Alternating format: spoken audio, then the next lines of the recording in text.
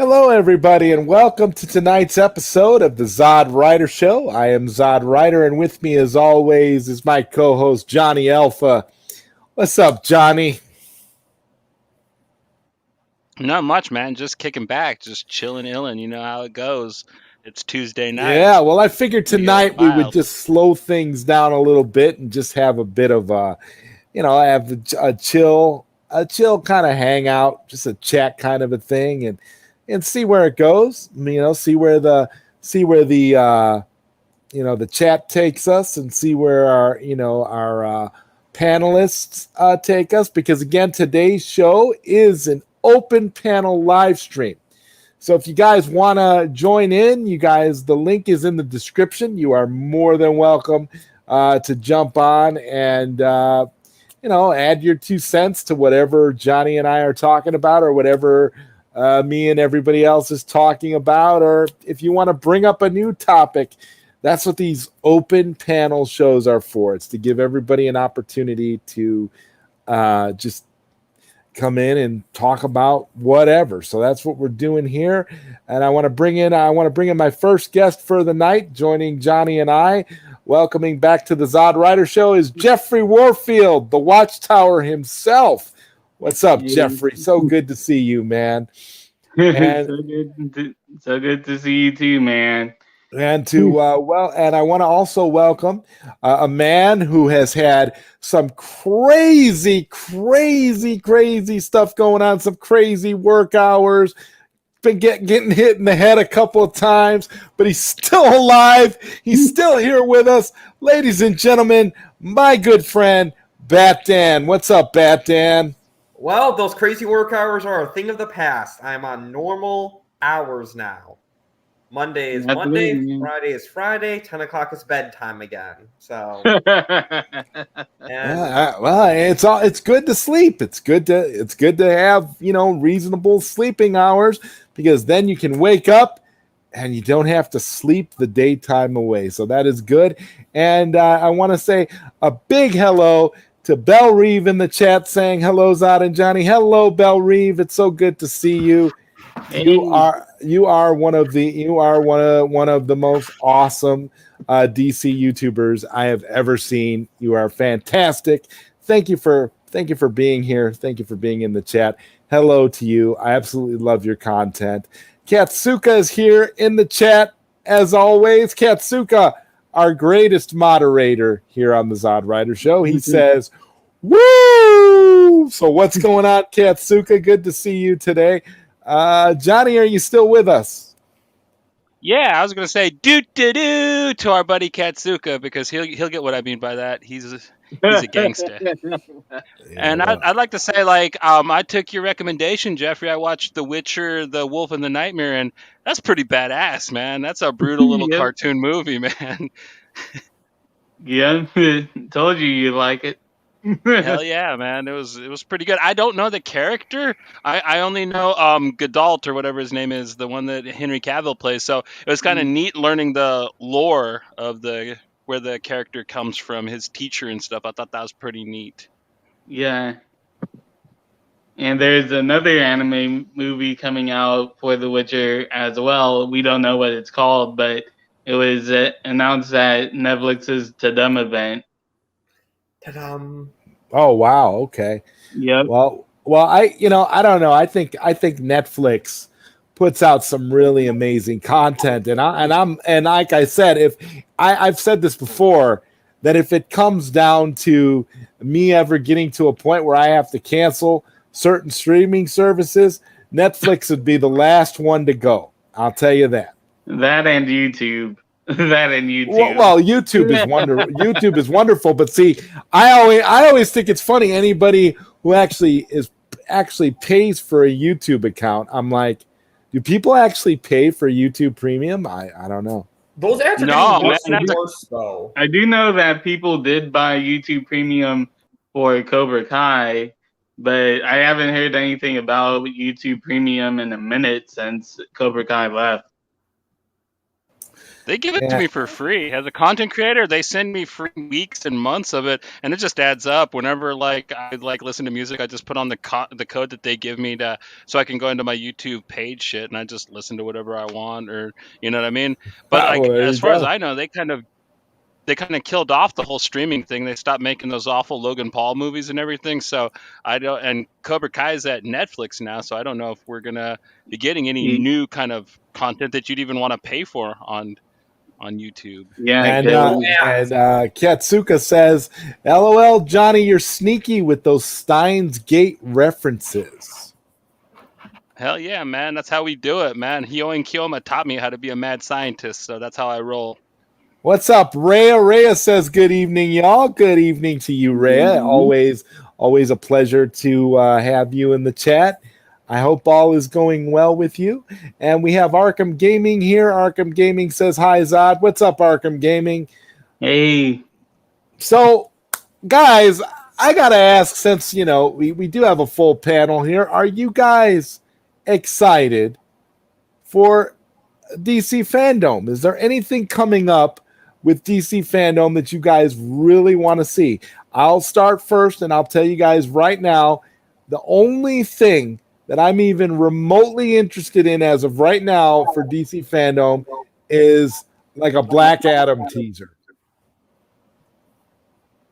Yeah, I'm interested for Jeffrey's play. Yeah, pretty much for me too. Like, for me, other than the Batman and the Black Adam movie, I really have no interest in anything else. Like, even for the Flash movie, apparently the news broke out that the Flash is going to have a panel, but it's not going to have a teaser trailer or a trailer. So yeah, really, other than the Black Adam movie and Matt Reeves, the Batman, I really have no other interest in DC Fandom. That's crazy. That means he's reshooting a lot more than what he told us he was. If they're not going to even have a teaser ready, that means that they're probably reshooting the whole film again. Sounds like, because I heard he was going to go back and refilm a bunch of stuff. So I'm telling you, man, that's the only thing I can come out of that. Yeah, I'm telling you, man. Well, the Batman, that Batman movie never should have been greenlit in the first place. So it's their own. So it's their own fault for going in that direction. And Rhea says, "Hey, Belle, love the new hair, girl." I completely agree with you, Rhea. I think Belle's hair is fantastic. I mean, it just comes out as striking hair. Like, you see it and you're like, wow, that is awesome. That is an awesome color. So I just wanted to briefly comment on that. And Belle Reeves says, "Thank you, Rhea," and says, "How is everyone?" Well, speaking for myself personally, I'm great. I'm happy. I feel good about a lot of things, and I feel good about the direction a lot of things are going. Maybe not with DC, but just a lot of things for myself personally. But I don't know. You guys, are you guys watching anything right now that you want to recommend? Is there anything that's sticking out that we must see? Kind of like, Jeffrey, you recommended, the Witcher animated thing last time you were here. Oh, you forgot about me, Zod. Doom Patrol Season 3. Oh, wait a minute, Bat-Dan. Bat-Dan, what did we forget about? You didn't ask me about DC Fandom. Everyone else has got their little... Oh, well, go ahead. Speak up about fandom. Oh, my God. I'm so sorry. I feel horrible. Go ahead. It's okay. I'd say mainly what I'm excited for is Black Adam, the Batman, and I'm cautiously excited for what I call the Flash into the Batverse. That's what I call a good name for it. Well, that's, yeah. I mean, it looks... Or the Flash No Way Home is a good name for it. My favorite name for it is the Flash and Two Idiots. Really? I just think it's or no, Supergirl and Two Idiots. Yeah, that's the working title. Really? The Flash is one of the idiots. So I'm kind of I'm not cautiously optimistic about the Flash movie. As of right now, I don't really care about the Flash movie. I think it's going to be a mess, to put it in as simple terms as possible. They went through 4 directors. Yeah, I mean, and Rhea here in the chat says I'm doing all right. Just finished up work and now making dinner. Well, that's great. I mean, that's a good plan. I mean, after work, you got to eat. I mean, I guess we could ask, what do you have for dinner, Rhea? What did you guys eat today? Food is an interesting topic on this show, because sometimes when we get into discussion about food, it branches off and somehow transforms into a discussion about from food to like comic books. It's really crazy, but I haven't had dinner yet. I'll probably eat something after the show. What about you, Johnny? Well, I got some lasagna for later. Oh, okay, I yeah, haven't cool. eaten yet either. Yeah, I didn't eat anything yet. What about you, Bat Dan? I had meatloaf and mashed potatoes and a carrot for lunch, or not lunch, dinner. Oh, okay. What about you, Jeffrey? Did you eat yet? I had ribs and baked beans. Oh, okay. Well, that sounds great. You guys, that's cool. That's cool. Hey, listen, I'm sitting here like I really don't know what I'm gonna have. It's all gonna depend on how late the show goes today, and I'm prepared to go all night because I love these open panels. These open panels are always a lot of fun. We always go into a lot of interesting directions. There's such a fun dynamic when everybody can just talk about anything. So I guess, Jeffrey, we got to address the elephant in the room. What can you tell us about your Justice League project that you've been working on, sir? Well, really, right now, as I told you behind the scenes, I finished my draft today. And right now I'm working on the editing process, like grammar and stuff like that. Something I might want to add or remove it during while I'm editing and stuff like that. But I'm also playing like visual novel games, acting as characters to kind of like change to actually practice like how I think it was like James McAvoy, I think it's his name. What is called like the dude who played as Henry in Split. Like practicing acting in that, but for some actual content in this Justice League Pandora's Box I'm doing, it's based on Zach's old storyboards, and while also kind of like mixing in the new elements that we learned in interviews and stuff. So, like for example, I told you that I'm introducing old characters and new characters in a sense that it makes sense to the character arcs that Zach was going. Like for example, with Wonder Woman being god the god of war, I added back in Ares, and really I think that's a pretty interesting dynamic where in fact like we were actually going to where I actually kind of interpret what really happened in the Wonder Woman flashback with Ares' betrayal, and really goes into the lore of that with Zeus and the anti-life equation, and with that was learned in Multiversity's interview with this guy called Aaron M. Johnson, who was the original writer for the New Gods movie, but his script got scrapped as the Justice League reshoots happened. So I'm going to be including that. And for one example with his Superman and Lois, like I did completely get rid of the Batman and Lois subplot, so that's completely gone. And so for Superman and Lois, that one was really complicated. But then, and so what I decided to do was start from the bottom, where the first question was, okay, how do we get Superman and Clark Kent, or more importantly Clark Kent, back to the public eye of things?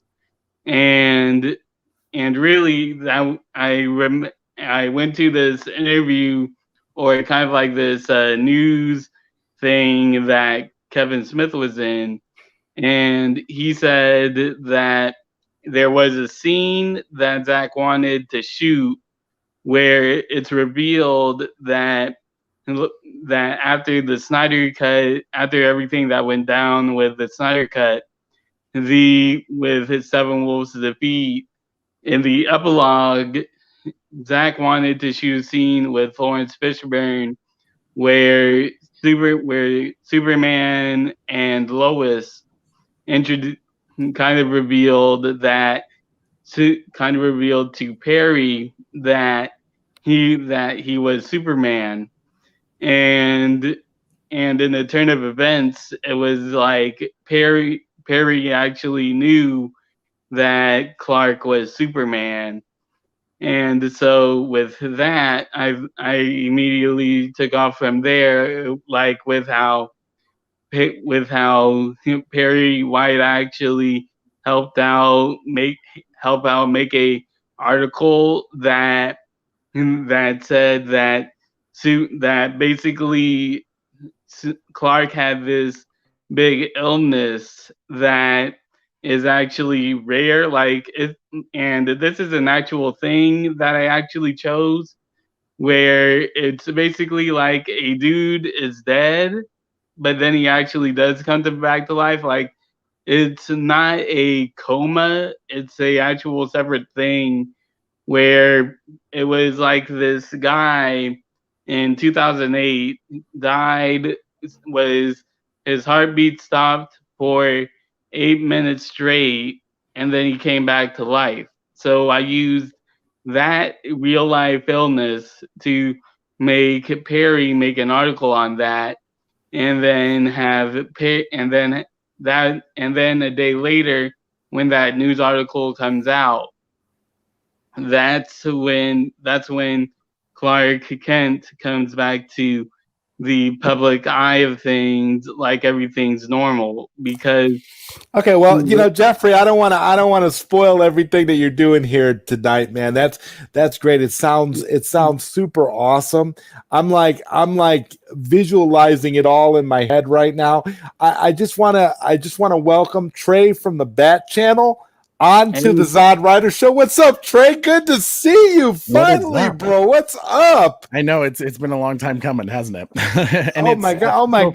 Like our old panel from our last show that we did together. Yeah, dude, your anniversary episode. This is fantastic, man. So what's been up with you, man? Trey, tell us a little bit about what's been going on in Bat Channel land, because you put out some fantastic content, and I feel like any DC fan worth their salt should be subscribed to you 100%, man. So tell me what's going on, man. Tell us all what's going on with you. Well, first off, thank you so much for that plug. I mean, it's you are awesome, Zod. This entire panel, I love Jeffrey, I love Bat Dan.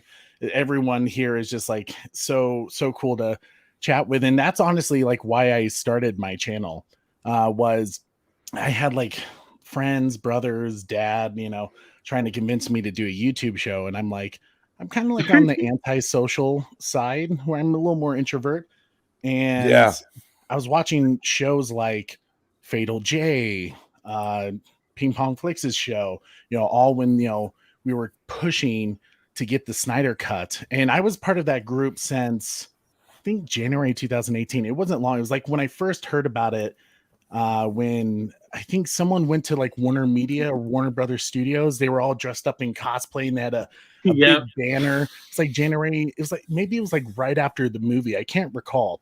And I heard an article about it and they were like, release the Snyder Cut. I'm like, what the hell is this? Wasn't it just Josh Whedon finishing Justice League for Zack? And then I heard about the whole thing and I was like, well, that's messed up. I'm jumping on that train. So literally it was me just being a foot soldier for that entire time until, well, COVID hit, pandemic, and, trying to find something to keep you busy, but also trying to become not so much a voice in the community, but trying to help out in terms of raising awareness about AFSP, fighting for some of these causes and honestly talking about things that I enjoy, like Batman. We're starting to kind of expanding, into the bigger DC world and even to some other entertainment outlets like Jurassic Park stuff that I really dig. Like just a fun show, just talking about anything we possibly can. Well, that's one thing. That's one thing I have to give you all the credit in the world for, Trey, because you definitely do. If nothing else, you do a fun show. It really is very fun. And that's one of the things that is missing from a lot of YouTube created content these days. People lose sight of the fact that it's a hobby. You're supposed to have fun. You're supposed to enjoy doing it, because the second you lose sight of that, the second you forget that you're supposed to have fun and you start making enemies and you start having all these issues with people and you forget about why you were here in the first place, and you forget about what makes it cool. And the one thing I've always loved about the content that you guys put out, Trey, is that when you do, you always make it fun and you always make it accessible, and it has nothing to do with any of the nonsense, and BS that we see across the interweb. So for that, my friend, I will always be grateful.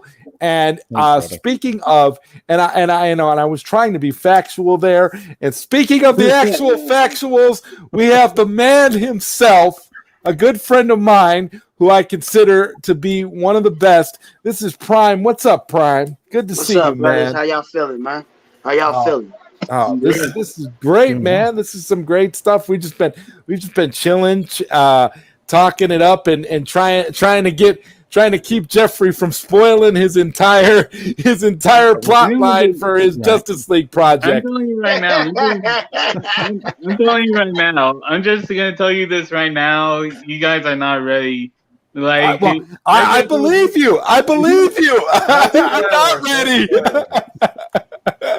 I believe you. I'm not ready. And Belle Reeve says here, I remember that guy went to hell, supposedly. The guy, Jeffrey, that you were talking about, when you were, So that story was, that was a true story, so to speak. And, it's one of those things. And it's cool to see that you implemented that into your Justice League continuation. I, for one, can't wait. You did say you're performing it as a one-man show. Yeah, like a Rakuga play. That's okay. It's very popular in Japan, really. Okay, cool. So Prime, man of the actual factuals. What do you think, man? Where do you think we are? You think we're gonna get the air cut announcement soon? Yeah, the air cut is imminent. Just wait. The air cut is imminent. So I mean, whenever we just gotta wait for the actual deal. I think it's gonna be presented at DC Fandom. No, I don't either. I don't expect nothing from Fandom. Like I said, the only thing I'm expecting from Fandom is I want to see at least a teaser for Black Adam. But that's really the only thing that I'm hyped up for as a DC fan. But then again, I don't know. We might see something from the Batman, considering that everybody was bamboozled over that fake trailer. It's the most ridiculous thing ever. Prime. there were scenes from the Transformers movies in that trailer, and there were people talking about that trailer like it was real. 100%, bro. Well, Oh man. the thing was, it wasn't even like posted by a credible like channel. It wasn't by like Warner Brothers Studios, who would have released a trailer like that, and everyone was going like, new trailer for the Batman. And it's like, right. It was released as like a proof of concept kind of a thing. So it was basically a YouTuber trying to edit some movie footage together, thinking that he could fool people, and the trailer got like 4 million views. So he obviously did. He obviously did his job. He got the watch time hours. He's rolling. He's I'm like sitting there. I'm like, my God! You talk about going from going to like a nobody to like a YouTube sensation overnight. This guy did it, and he literally had scenes in the trailer of like John Wick driving his motorcycle, and these people didn't know. These people all thought, oh, this is the new Batman trailer. And that's why I did an entire stream, because I wanted to know why people are so desperate to love this movie that they will fall for a fake trailer that isn't real. I don't know. You talking about the Batman movie, or are you talking about the Flash? No, the Batman. The Batman. That's because you got so many Batman fans, man. It's just like, it's ridiculous on how many Batman fans there is, and they're just extremely anticipating. If it's just Batman, it's just Batman. So I mean, hey, it is what it is. Let them have their moment. Yeah, it's all right. If you're a passionate Batman fan, you're passionate. Can you guys send me the link to that? Because I've never really heard about that at all. Like I heard like maybe one person say about it on Twitter, but I didn't really see anyone else on my timeline. I would, you know what? I'd actually would love to play it, but I don't want to get hit with any kind of copyright because that's the only problem. You play something like that, and even though it's not a real trailer, it's like a fan inspired trailer. I'm pretty sure Warner Brothers will get me. And Bell Reeve says he got me. Well, Bell Reeve, it's okay. It's okay. I understand that he got some people, but there was literally people on YouTube making 4-hour trailer breakdowns of this trailer. Now I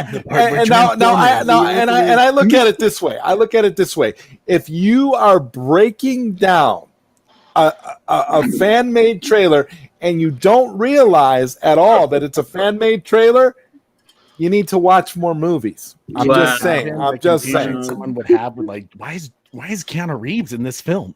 Like, well, they don't. Well, you don't see because he's got his helmet on. Yeah. And he's driving his motorbike through like an area, and people were thinking that was obviously thinking that was Robert Pattinson. Johnny, did you see that trailer? I think Johnny fell asleep. That trailer was literally a I don't know. To me, I felt like it all just goes to show just how desperate people are to love this Robert Pattinson excursion. They think that this is going to be like the Neil Adams Batman Reborn, and they're going to it's going to be the shining beacon for the DCEU. Sparkles Batman is going to be one of the most violent, brutal Batmans we've ever seen. And I think this movie is going to be more of a horror movie than an actual Batman movie, so to speak. But that's just my view from the stuff that we've seen. But that fake trailer, and the funny thing about that fake trailer is there was nothing new in the trailer either. It wasn't like you had like new material. You actually had sound bites from some past like DC animated movies cut into the trailer. Like I think there was like some like Court of Owls type stuff from some of the animated stuff that they've done in the past. I mean, you talk about. I don't think it was done in an amateurish way. I mean, I think he did a serviceable job editing together this trailer. But all in all, if you really watch it, you can tell without a doubt that it's fake. So I don't know. I'm baffled. I'm like, my God, that's all you got to do is edit together a fake trailer, put the Batman on it, 4 million views overnight. There you go. People are gullible. I'm just, People are man, suckers can for I it. say something right now? That dude pulled the ultimate YouTube heist. He pulled the ultimate YouTube heist. That's all I'm gonna say on that. To get 4 million views on a fake trailer. Well, Hey, like I said, the Batman fans are extremely high, man. They are sucker for anything. So I mean, it is what it is. I mean, they're entitled to do that. They entitled it, but I mean, just going back to the Erica, because I think it's going to be announced after DC Fandom, and after it's announced and you get the date, it'll probably be in the first quarter of 22, because HBO Max is going to need a very, very something to grab for people to go ahead. They're going to need something big, just like they used Zack Snyder. They've got to figure out a way to use David Ayer. We all know it's so funny. How many free lunches is HBO Max going to get off of Zack Snyder, and then keep trying to stifle him and spit in his face? We got to talk about this for a little bit, guys. This is a company. This is a company that literally, and you've got people online trying to convince us on a daily basis, Prime, that them unlisting the trailer is a normal occurrence. They're trying to tell us but that's what companies do. Ooh. And I actually argued with some idiot who tried to tell me that, they did it for Godzilla versus Kong. Try to find the Godzilla versus Kong trailer. And I was like, okay. So I went on YouTube, and sure enough, right on Warner Brothers' own YouTube site was the Godzilla versus Kong trailer in all its glory, not unlisted or anything. So you're gonna, and that was the home video trailer, the home video one for the Blu-rays. And the thing is, like, let's go deeper than that. Let's go recently today, I think it was either 2 days ago or yesterday, where Warner Brothers, in a unlisted trailer or in a unlisted video, turned off the comments. And I remember someone told me that, you guys are so toxic, yada yada. And I was like, dude, it was 5,000 comments of people praising Zack Snyder's Justice League. Like, like, are you serious? Now, I had someone. I'm not going to say that the gentleman that I had a little conversation with on Twitter, because I did a video about it. I showcased it. Thanks for Jeff, pinpointing it and giving it to me for that unlisting. But this is the thing. I want people to understand that some people are trying to make an excuse for it, and I don't see the logic in it. So the discussion that we had was that he was stating that they unlisted it for analytical and ad purposes. Now, let me get this straight. Hold on. I want y'all to listen to the gentleman on what he said. I'm not going to say the man's name, but this is what he said. And I'm like, thank you, Ambassador. Thank you, sir. I'm like, that's fine and dandy if you believe that, but I'm going with logic. Okay. I'm going with logic. You have a promotional video to promote a physical copy release of a highly anticipated physical copy to be released in the United States of America. Okay? But you take the video, you do not present it, not on an article, not on a commercial, not anything on YouTube to promote it. You just stick it up there. Not only did you just stick it up there, you stuck it up there 2 weeks before the thing even came out on his own. I'm talking about in the US. Okay, so you're going to try to tell me that they did that so they can run ads to the general audience for them to click on it for not revenue but for ads. Okay, I understand how YouTube works. Okay, but the ads do not pop up like that. If you promote it and you put the video out there, people are going to watch it, especially if it's not private. trying to say, well, if it's unlisted, it's for ads so they can determine the analytics. First of all, they don't want any analytics. That's the reason why they unlisted it, because they're trying to, how should I say, predetermine the numbers for themselves. Now, they wasn't anticipating that the link, that the actual link to the unlisted video got out and somebody got it. They didn't want that. It just so happened to get out. Now, wherever they got the link from for it to get out, okay, however it got out, it circulated pretty much kind of fast, even though for the amount of views that it received. But for you to have the audacity and the humiliating gall to go ahead and take the comments off, where you had over 5,000 to 6,000 comments, not only talking about WB and telling you how shitty you is, everybody was trying to praise, trying to say release the Snyder Cut. You took it off. They're trying to sabotage the promotion. And it goes back to what I was saying before. Everybody thinks that once these copies are sold out and to restock these copies, do you think that WB is going to do it? Think about the mindset that they're doing. I think they're not trying. Look, you cannot negate physical copy sales. You cannot. Those are numbers you cannot fabricate. Those are numbers you cannot disregard. You can fabricate all the stuff you want from streaming and come up with all type of numbers that you want to. That's the reason why. So my thing is this: why would you unleash your promotional video on your actual YouTube channel to promote something? Because you didn't promote it on TV. They didn't promote it nowhere else. They deliberately did this on purpose, but the movie still sold out. So, and it still did well, not just US, but across this planet.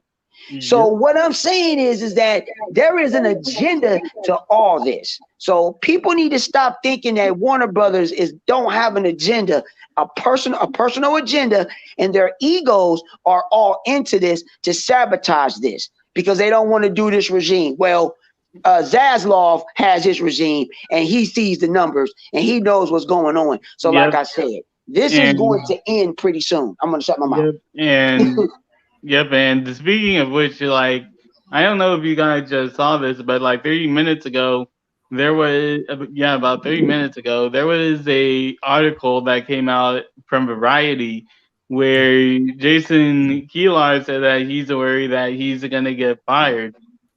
Wow. You know what? I'm gonna say this. That's a good article that he put it out there because that is an awareness. That is something to let people aware of what's about to happen and what's going on. I don't think Keelar is going to lose his job. But this is what I believe and what I believe alone of what is going to happen. Once this merger is done, people have to understand this. There's about to be a lot of changes going on at Warner Media, which they rebranded it back to what? Warner Max. Okay, so HBO Max is not going to be called HBO Max after this merger is done. It's going to be called Warner Max. That's the first thing, because Warner has a lot of, when you just got HBO, people just thinking it's HBO. I think once you rebrand it and once they took that off and put Warner, the Warner name has a significant amount of, how should I say, people know what Warner Brothers is, and they know, what it is. So that is significant by branding it differently. The second thing is this. Emmerich, his contract is done in next year. Okay? So, and some of the other people that are on the board, their terms to being on the board ends next year. So with Zaslav going to take over, and he's going to be, now a lot of people don't know this, he is basically 75% in control of this whole situation. Okay? For the people that don't know this. So he's the head of everything that's about to go. He's not going to be like Stanky that's over everybody, where he's only going to stay in his division, which is telecommunications. He wasn't worried about that. He was just worried about the profit of what AT&T was going to get for their investment. With them not, and since the investment didn't pan out the way that they thought, that's why they're selling their shares, and they're only going to get a significant amount. That's a discussion for another day. So back to what I was saying with the about Keelar. I think once Emmerich is gone, I think Keelar is going to be placed on the board in place of Emmerich. I don't think Keelar is going to lose his job because for the simple fact is that they're disbanding Warner Media. It's Warner Max. They're going to fix everything and get everything together because the Warner Max brand and this streaming platform is what's going to really matter for Warner Brothers moving forward because they have big things for this so people understand a little bit more for HBO Max that's going to be called Warner Max right after this merger is done. I don't think Keelar is going to lose his job. I think he's going to take over Emmerich's job. They're going to let Emmerich go, and they're probably going to let other people that were on the board that's under or with Emmerich. And Sarnoff, that's a possibility. She's only there because she's guilty by association because she has to talk to Emmerich. I don't think Sarnoff is going to lose her job, but if she does, I won't be surprised. But she just got the job, so I don't think that she's going to be going anywhere no time soon. Well, but what about Walter? What about Walter Hamada? I tend to believe that Hamada is going to keep his job too. Hamada's only going to keep his job for this reason, ladies and gentlemen. Y'all got to remember how this stuff is set up when you have people on the board, okay? Walter Hamada is only president of DC Films. So anything with pertaining to the properties of DC and conducting and getting the funding for DC products and DC films, that is what he's in charge of. That's it. He has to listen. He has to listen to the people that's above him. He has to present the ideas. They talk in the boardroom, and whatever ideas that a Hamada has that's going further, Emmerich has to approve it. Why? Because Toby Emmerich is the head of movies and movie distribution in theaters. That's why we get what we get because of Toby. So anything that has been going on right now, see, everybody was drilling Jason Keelar for the HBO Max deal when they put the films out on HBO Max. Yes, Keelar was part of it, but it was a meeting between Emmerich, Sarnoff, and Keelar. Keelar abide by it because Ann Sarnoff was the one that actually green-lit it. It was her call. Keelar went by it because he's the head of HBO Max. So with Toby, with all this movie stuff that's going on, this is all Toby Emmerich. You get rid of Toby Emmerich, you get this stuff straightened out. Toby Emmerich is the problem. He's bringing the new and with the low budget, y'all go back and look at all the budgets. If y'all want to do an assignment with movies just from DC, look at the movies that came out from, we in 2021. Don't go from now. Go from, what was the last, let me see. Go from 2017 back and look at the budgets of all the movies that they dished out.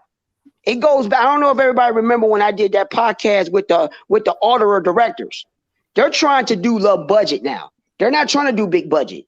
They're trying to go low cost so they can make a bigger profit with their even IP. Though Suicide Squad costs the same amount practically as BBS and Zack. Exactly. That was James Gunn. James Gunn. Even though that flopped big time, they didn't make nothing.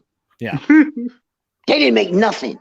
And the only thing about that is now we don't know what they made subscription-wise for HBO Max to bring people in, but from what I can tell, they didn't gain anything with that neither because of the Suicide Squad. Suicide Squad, it was critically fantastic. It got rave reviews. Everybody liked it, but you ain't made no money. You lost money. So these are things that and people, I need y'all to look at this. You can't blame Hamada. He's a product. He's guilty by association. He has to listen to what his bosses say. Once you get rid of Emmerich, that's the thing. Once you get rid of Emmerich, you have to remember Hamada is doing his job. Now, will it be right for him to apologize for him interfering on the Justice League case? Absolutely. Now, has he apologized? We don't know. Do I think he apologized to Ray? I'm pretty sure Ray Fisher was former producer who's no longer with how up to date he's been with this whole situation with Warner Brothers. So I'm pretty sure if he did, Ray Fisher would have told us. Yeah. Okay, Ray so said something like, Ray said that Hamada still owes other people an apology. He said other people, implying that. I mean, I assume that would imply that he apologized to him. And that's fine. Now we probably have to say this and just assume this. We know Ray is very verbal and he's going to put stuff out there in social media. We don't know what the people in his camp has told him. But let's just say hypothetically that Hamada did apologize. Let's say hypothetically he did. Okay? Let's say hypothetically. Under the terms and conditions, you can't put nothing out there pertaining to this anymore. You got my apology. Don't say nothing about it. I'm not saying this happened. I'm just saying, giving you a scenario. Okay? Now, let's just say that he still has not. Okay? So, since Ray said he has not and he has put it out there, that's what we have to go by right now because that's what Ray presented the last time. But we cannot cancel out what could be the terms and conditions for him to actually work. Trust me, you think Ray Fisher does not want to work and work on more films and do more work, even though he said out of his own mouth that he will not work under Hamada while he's still under DC Films, because why? He has not given him an apology. So we right now don't know if Hamada has actually really apologized yet. So it's a 50-50 chance that he has, because I'm going to say this. I understand Ray in his position and he's doing other projects, but Hamada is guilty by association. He's doing what he's supposed to do and do his job, okay? Because he has to listen to Emmerich and what is going on. Once Emmerich is out, I believe Emmerich is going to change. I mean, not Emmerich. Hamada is going to change his tone, okay? He's going to completely change his tone. And I think all this stuff is going to come into fruition once one bad seed leaves. So people, y'all got to understand, Toby Emmerich is head of movies and movie distribution. He is the main one that makes calls on movies. Gladly, if y'all want to see the tree of executives and what they're in control in, I will gladly give you the board as it is right now, so y'all will actually see how everybody falls in line. And Toby Emmerich is head of that division. You know, and that's what he does. It's fucked up, but that's the reason why we get what we get, because of him. You know, Prime, though, I don't think we can give Hamada quite. I know you're not giving him a full-on free pass, but he was the one as well to tell Zack Snyder, no, you can't use Green Lantern. No, you can't do this. No, you know what? It's definitely a problem. Okay, okay. I forgot about that. You're right. You're right. I forgot all about that. Yeah, you're right. Now, we don't. That is petty, and that is a part that is kind of like pulling my teeth, because I'm gonna say this: what difference would it make, even if Jeff Johns is doing a Green Lantern project? Why couldn't he just use Green Lantern for that part? What was the problem? He simply didn't want Zach to. Yeah, I know he didn't want to use it. I know, and that just didn't make no sense to me. Yeah. And I'm going to tell you, I'm going to tell y'all what's going to happen with that Green Lantern project. I'm going to tell you what's going to happen. I'm going to tell you what's going to happen and what's going to piss everybody off. I guarantee you. I guarantee you, Jeff Johns don't use Hal Jordan or John Stewart. I bet you he uses Cruz. I guarantee you he uses Cruz. I guarantee it. Wait, Prime. He actually kind of did, because I don't know if you guys watched Stargirl. I haven't, but in one of the cast members for Stargirl, the Green Lantern woman, the new Green Lantern woman character, is actually Cruz's daughter. Yeah, there you go. I've seen Stargirl. Yeah. So if that's the case, there you go. And what you saying that from Stargirl, because Jeff Johns is the writer and he's the producer and the writer and the creator of that show. That's going to piss me off. Because for the simple fact is that just the thing people need to realize is this: we know Hal Jordan. Hal Jordan has been used on a lot of stuff outside of the Justice League animated series and out of comics. John Stewart has never been used. Hal Jordan has been in a movie, but John Stewart has never been used. And people need to understand this. John Stewart is one of the, just saying it from being a black man, John Stewart is one of the main leading Green Lanterns in the Corps, and he's a black dude. He's one of the main lead black characters in DC outside of Cyborg. It's John Stewart. And a lot of people don't even know that. Yep. And that's really the thing too. Like, like when people were talking about like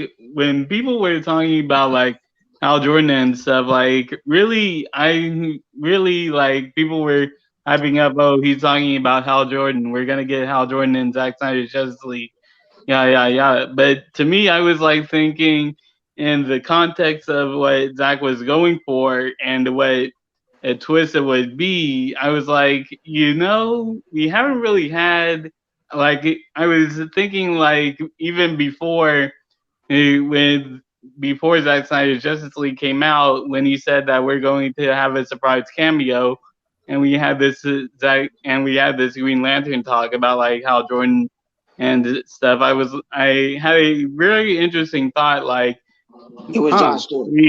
I was like, we haven't had John Stewart in live action yet. Nope. Like, that was a really interesting thought to me. So when it was revealed later on that Zack had filmed a scene for John Stewart, I was like, wow, I was actually right. We were going to get John Stewart in this movie. And the good thing, everybody bringing this up, that makes me even more upset now that I'm thinking about it, is that John Stewart is my favorite Green Lantern next to Kilowog. Mine too. John Stewart is my favorite Lantern next to Kilowog. So I'm like, we see Kilowog. He's dead in the movie. Yeah. I'm like, so Okay, we know I want to go around on the panel now and get everybody's favorite Green Lantern, and I want to start with you, Bat Dan. What's your favorite Green Lantern? I would say, because of the Justice League animated series, John Stewart. The way that actor portrayed him, like total badass on the show. All right, and Trey from the Bat Channel, who's your favorite Green Lantern? Same exact reason. I mean, I grew up watching the Justice League Unlimited show, and to me, at that time, I didn't read the comics. I only started reading the comics shortly before Batman versus Superman, and it was because of Zack Snyder that I wanted to start getting into comics, because I was a huge Batman fan. But like John Stewart, that's who Green Lantern was. So when I heard Hal Jordan was Green Lantern in the original comics, I was like, oh, I didn't know that. John Stewart. All right, and Prime, you said John Stewart, right? Yeah, John Stewart is my favorite Green Lantern, hands down. I like Hal because of his personality, because he an asshole. But John Stewart, he don't take no bullshit, man. John Stewart don't take no mess. So that's why I love John Stewart, man. All right, and you, Jeffrey? Yeah, John Stewart, because to me, how Bad Dan and Trey said, like, I literally grew up with watching John Stewart, and I really didn't find out about Hal Jordan, honestly, until that animated Hal Jordan Green Lantern series. Like, I didn't know that he was the original Green Lantern. I thought it was Hal Jordan. You thought Hal Jordan was the original. Because to me, like, John Stewart, like, he Prime said, like, he just oozes that, like, take no prisoners. He's a very serious and complex character, where Hal Jordan is really kind of like the funny guy.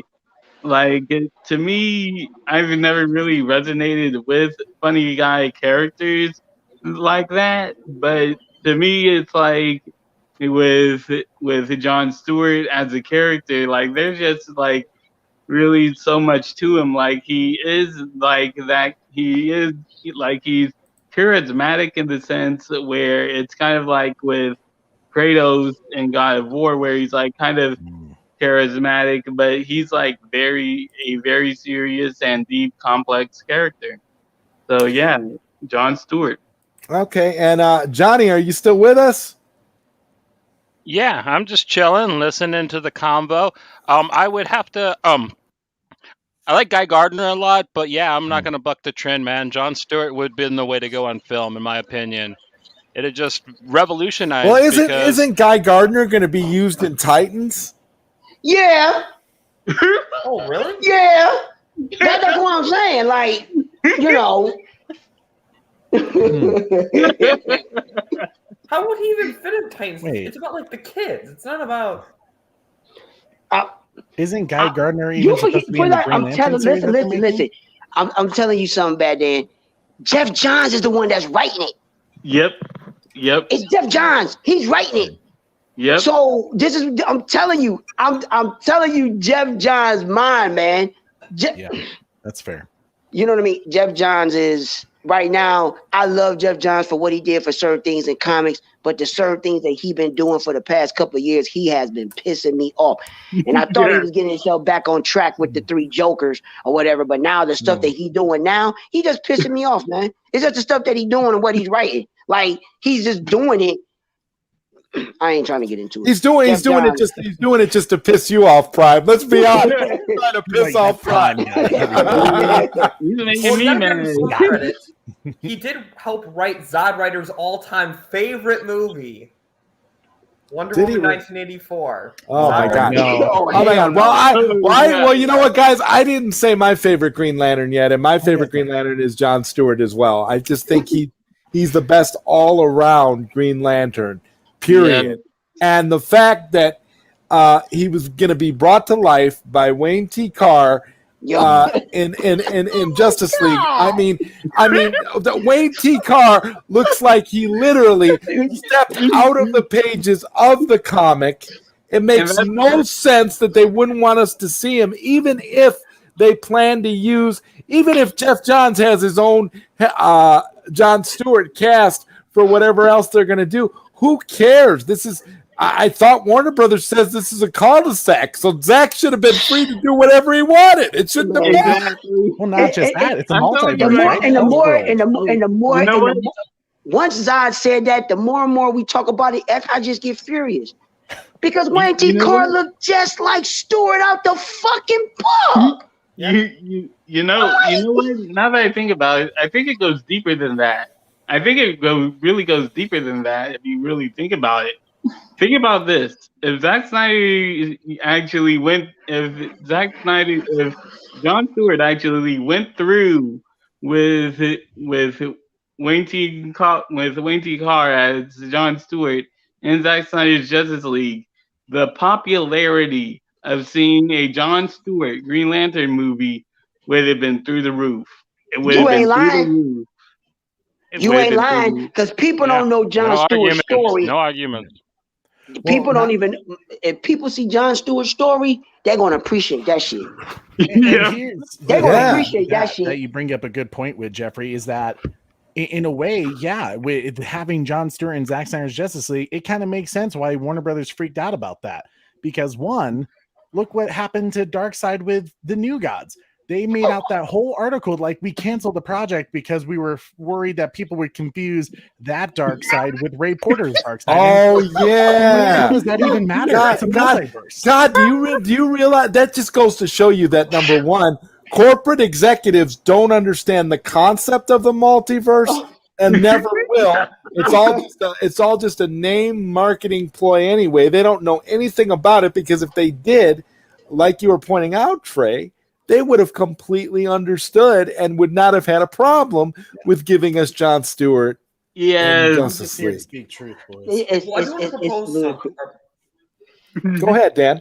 I do have a theory. Okay, so this is just the world of if for a second.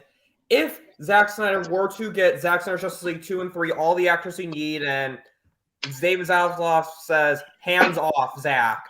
Do you think that Zack could make that scene work in Zack Snyder's Justice League 2, the Wayne T. Carr Green Lantern scene? No, I'm gonna tell you yes, and I'm gonna tell you what's going to happen. I'm gonna tell you why and how they can be marketed. Remember, that Green Lantern scene is already filmed. Yep. He just can't put it out. And remember when everybody was asking, could he put it on the disc that we have now as a cut scene just to put it on, just to put it out there?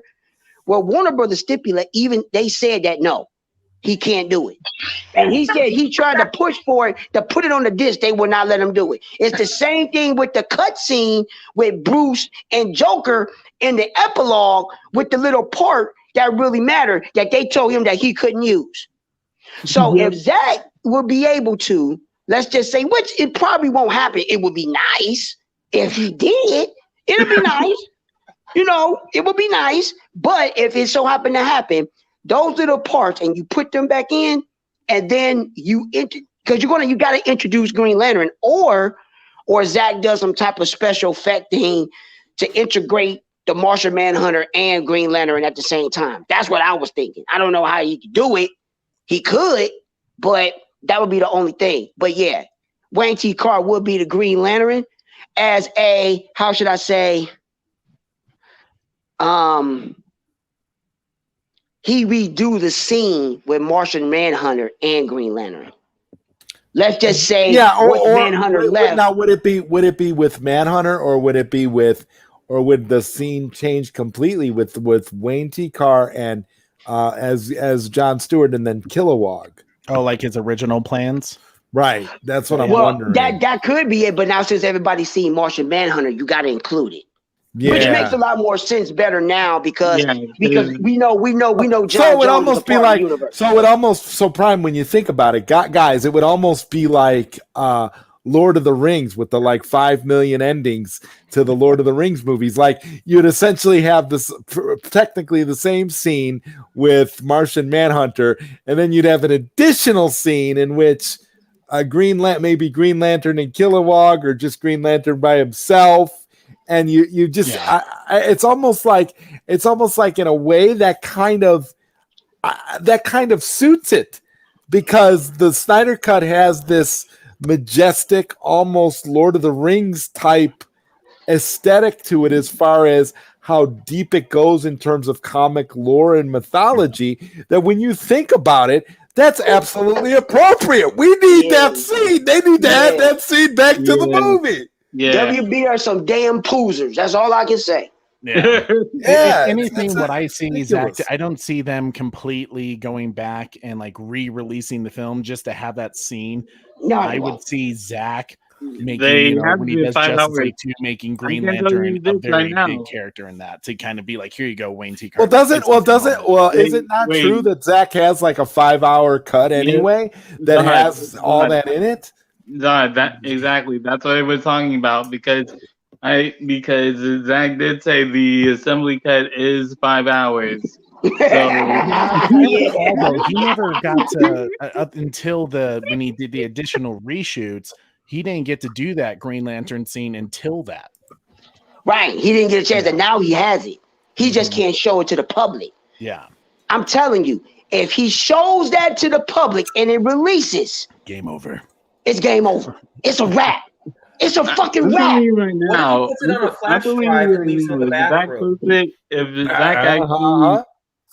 if Zach posted on Bureau, then it's still game over, because people are going to see. Well, you guys got to remember, Jeffrey. The point though, you got to remember. Think about the Jared Leto Joker scene. That other scene where he was. There's a lot of little scenes he filmed with the Joker, right? And then there was that, and then there was the scene where he did the society meme, right? He did that, and all of that is included probably in the longer cut that Zach has, right? The 5-hour assembly cut, and that's really the thing too. Like Jesse Eisenberg said that he filmed a lot more scenes, probably him in Arkham Asylum. The breakout from Arkham Asylum was probably filmed 100%. Yeah, I mean, you got to remember, you're not going to get a guy like Joe Manganiello and have him for that one scene, especially as physical as he is. You're going to use that character for a warehouse type scene. That would have been such a badass scene. Yeah, I'm serious. Like, how do you not use him for like something like badassery on as like at least to show that he's like an equal? I'm imagining to Ben Affleck's Batman. Right, like I'm imagining right now a Lex is in its cell, and there's a hallway that Deathstroke had to go through, and he's just killing all of the police officers, like in that one raid hallway scene. Well, actually, Like, think about it. There dude. wouldn't be such a crazy ass scene now, because he would have done it so secretive. Because the one guard didn't even know that Lex Luthor was gone yet. Yep. Good point. So I guess yeah. see, Deathstroke, he's just a ninja. He's just sneaky. Just popping up. Well, still, Yeah, then watch he out. could have just quickly comes in, puts his hand over someone's mouth and stabs a sword. It would still be a badass scene. We've got to be honest with ourselves here, guys. I mean, it's Joe Manganiello. It would be a badass scene. That guy is a physical match for Ben Affleck's Batman, which is why hopefully one of these days we'll finally get that, Batman versus Deathstroke movie that Ben Affleck wrote that Jay Oliva said was brilliant. Hell yeah. And we need to see that. And then continue on with the Joe Manganiello. And even Joe Manganiello actually said that he and Ben Affleck were talking about topping that Batman Arkham Origins boss fight that went down between them. You cannot tell me that. You cannot tell me as a Batman fan you would love to see that. Like that's a money seller right there. Batman for the first time ever, Batman versus Deathstroke in live action. You cannot tell me you would love to see that. After Arkham Knight, I need a redemption of a Batman v Deathstroke fight because Arkham Knight ruined Batman v Deathstroke. You all know how that went down.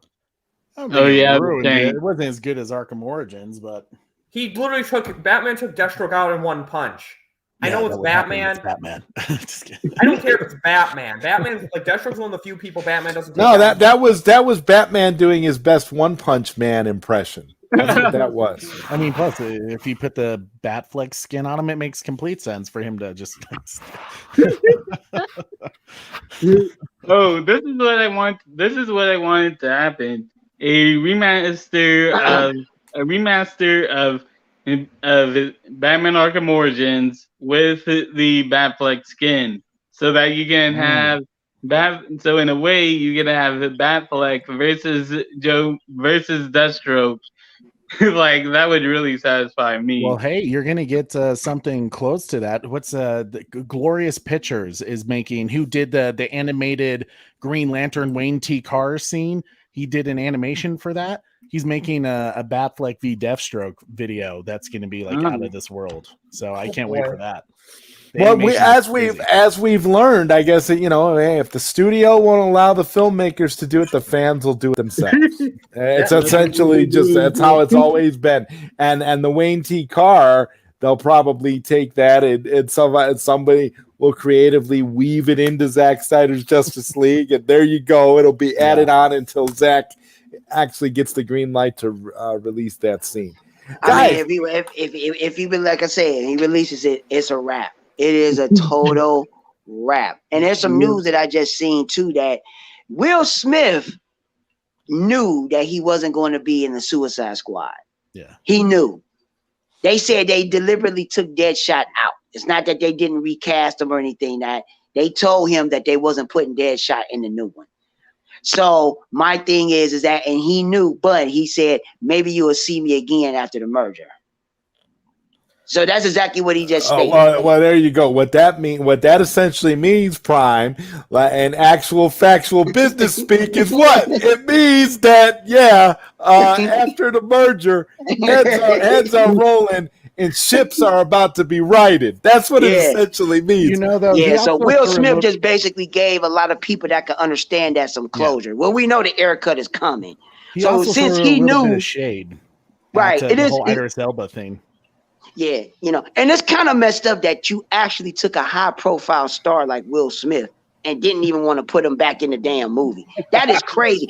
I'm not discrediting Idris It's Elba. probably a good thing they didn't put him in. Well, I mean, they basically gave Idris Elba pretty much the same role. I mean, let's be honest. They technically they really didn't. I mean, it was kind of like.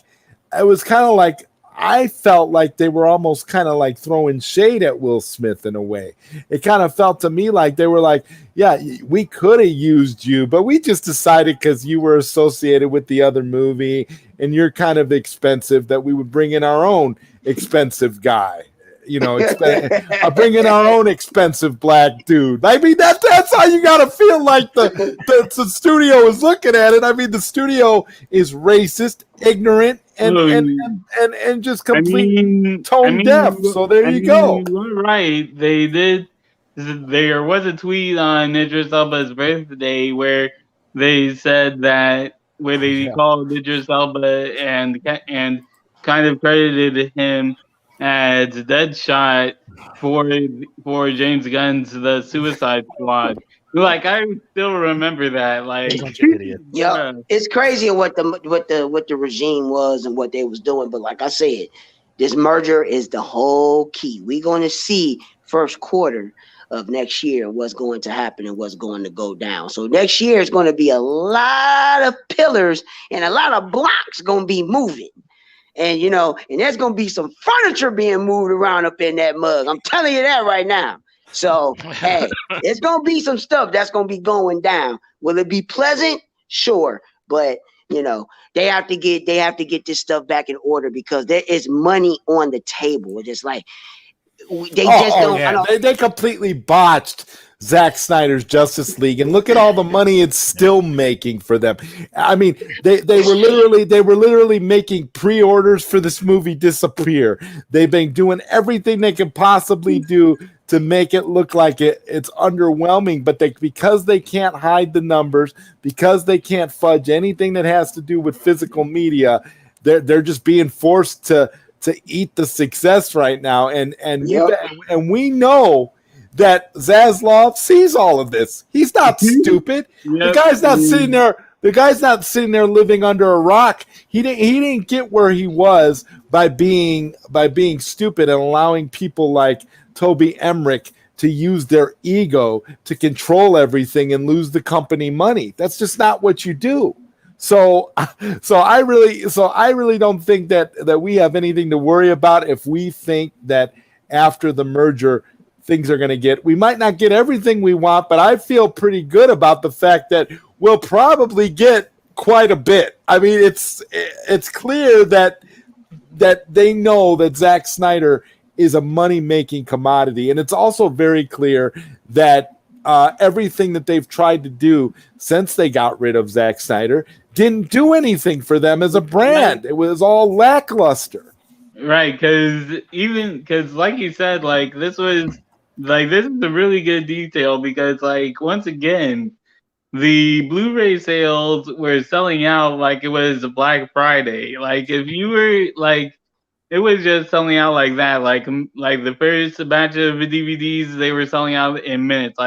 Once these stores immediately opened, and they really you had people saying that you even had people telling stories about how the manager said that we weren't really prepared for how big of a success this movie would sell out. So, and that's how fast they sold out. They weren't prepared for the really demand of this movie for people to get their hands on. Yeah. Well, part of the funny thing is when you think about post Zack Snyder, and I take out Zack Snyder's Justice League, but you look at Justice League didn't do hot. You had then what was it, Aquaman that was next. Now I think Aquaman was just a kind of a perfect storm where it kind of had that visual stunning effects that Avatar kind of had, where everyone was like, "Oh man, I gotta check this out." Yeah. Even though I don't think that was Aquaman did as good as it did, Trey. Because Jason Momoa was on the tour constantly bringing up the Snyder Cut. Jason Momoa at every press junket, anytime anybody asked Zach anything about the movie, Jason Momoa started every sentence like this. Well, in Zach's cut. Yep.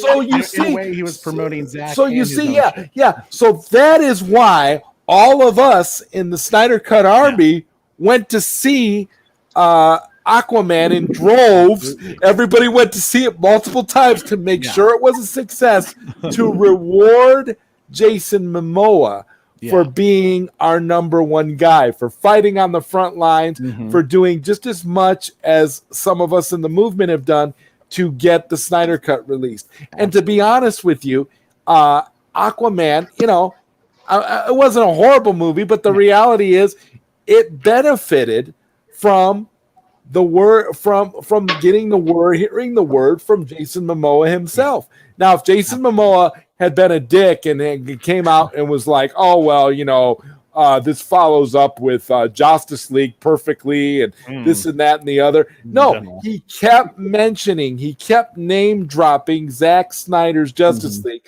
the Snyder Cut, every single time. And that was enough to get into the heads of all these people. And if you don't think that the normies, the people out there that just normally buy Blu-rays and DVDs weren't watching, paying attention to Jason Momoa, yes, they were. They were paying attention to Jason Momoa. They heard what he was saying, and they all went to see it too. There's a reason. There's a reason why. And it wasn't a bad movie neither. No, I'm not saying it was a bad movie. I'm just saying that there's a reason why nobody went to see. There's a reason why nobody cared about James Gunn's Suicide Squad, because James Gunn's Suicide Squad doesn't connect to anything. We just got that epic. We just got that epic Snyder Cut movie that introduced Darkseid of all people, and then we get this stupid movie that doesn't connect to anything. Right. And that shows that the normies, that shows that the normal people are very, very smart.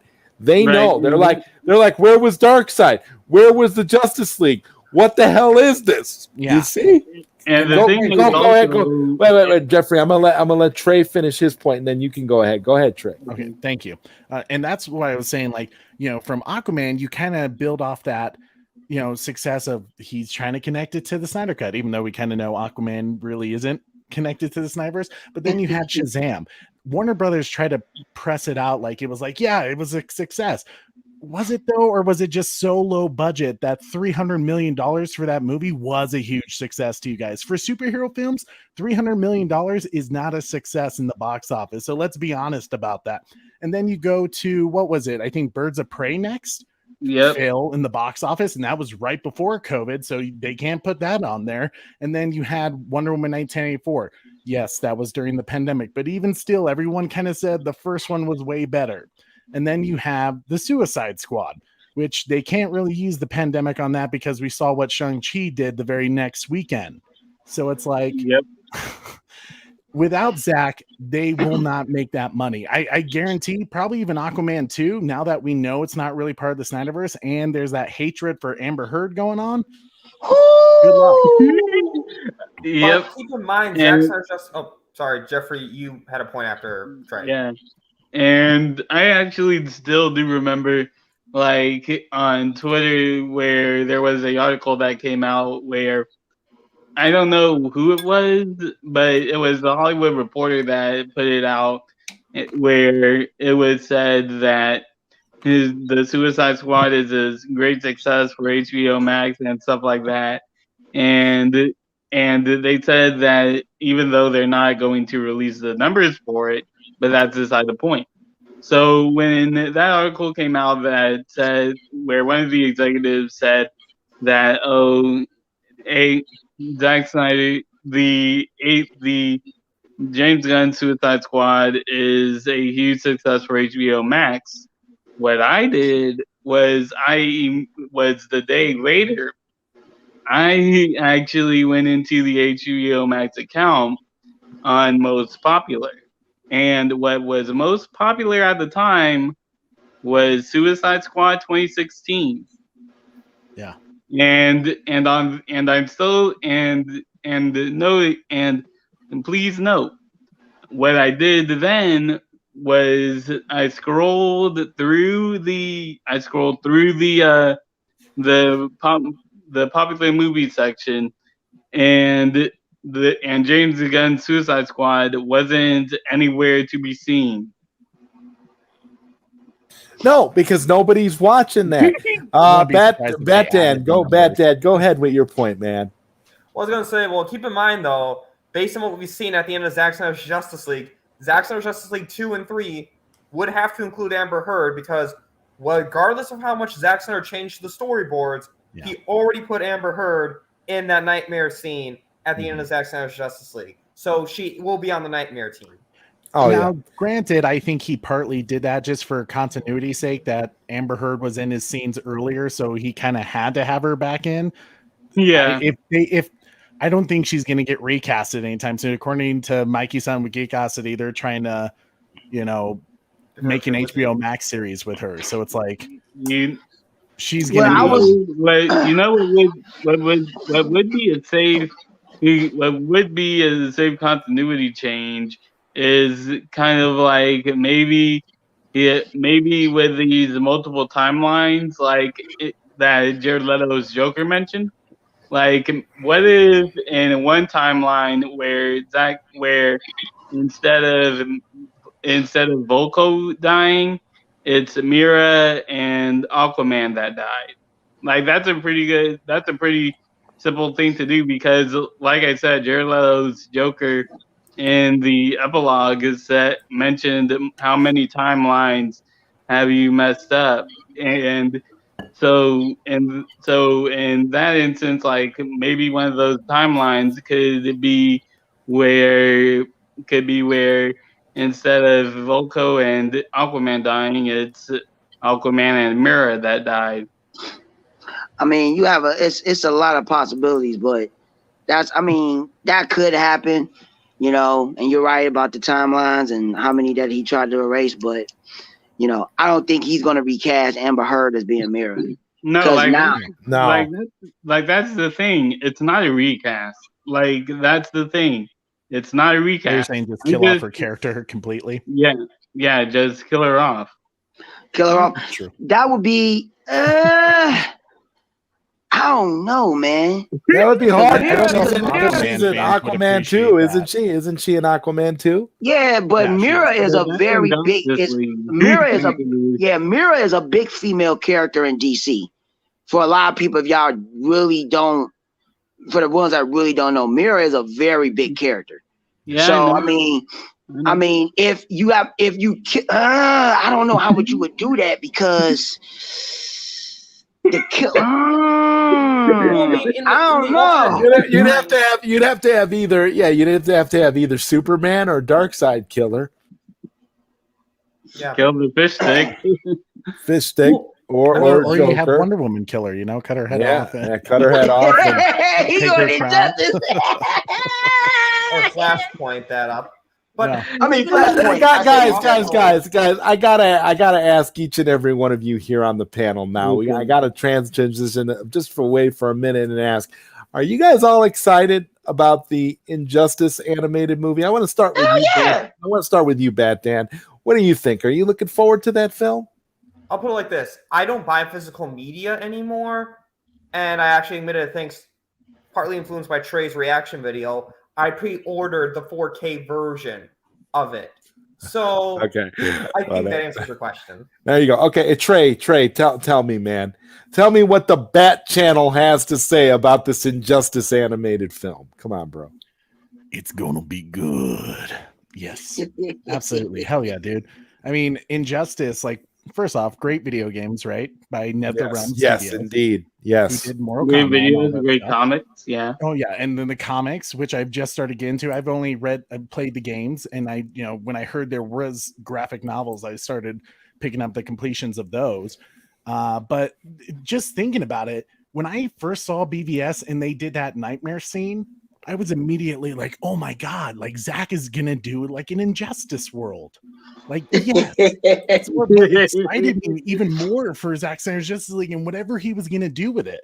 And then to me, now that we're getting this animated film, it's going to be rated R. It's going to be, it's going to be a good, mature animated film. I have a feeling, and I can say this with almost absolute certainty. I get this feeling it's going to be one of the greatest, if not the greatest, animated film that we've gotten from DC in a long, long time. And they've put out a lot of good movies, a lot of good animated films. And that's outside of, and that's why I say outside of the stuff that Snyder's done live action, I think DC's strongest, department is their animated, because they kind of let the animated people do whatever the hell they want, which is why we end up getting such great projects like Long Halloween and Injustice. Prime, what do you think, man? Oh, you already know me. I already got it. I already got the stuff ready to go. So I ain't worried. You already know me. I need people to understand, and this is the thing that I kind of with the advertisement when they did it, just to let everybody know. See, everybody is so used to the game. The game does not give the story justice fully. You got to read the damn book. If you read the book, you're going to get the full element of Injustice. Oh, and those books are incredible. Right. And the good thing about this, for the ones that if you don't read comics, because I'm just letting you know, you're getting it from me, Tom Taylor overseeing the Injustice project. So that movie is going to be completely straight the book. So that's why I say it's the first part of it. We ain't getting into the second part and the third part. It's just going to be the first part. That's why everybody was saying, well, how are they going to end Injustice? No, the first Injustice movie, for the ones that don't know, is pretty much about what Joker did to Cal. That's it. And once you find out about that and how everything becomes from there, that's when you know how the Injustice series is. It's one of the most best graphic novels that you can actually read. That is just, oh my God. Matter of fact, I might just read that after I get done. Movie run. You say what? It could be their new 52 movie run that they did. That whole connected universe. This could be their next one of Injustice.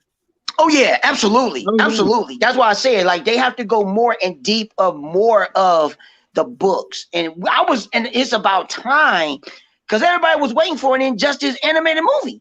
It was time. Now we're going to get it. It's time. It's just like the last Halloween. You know what I mean?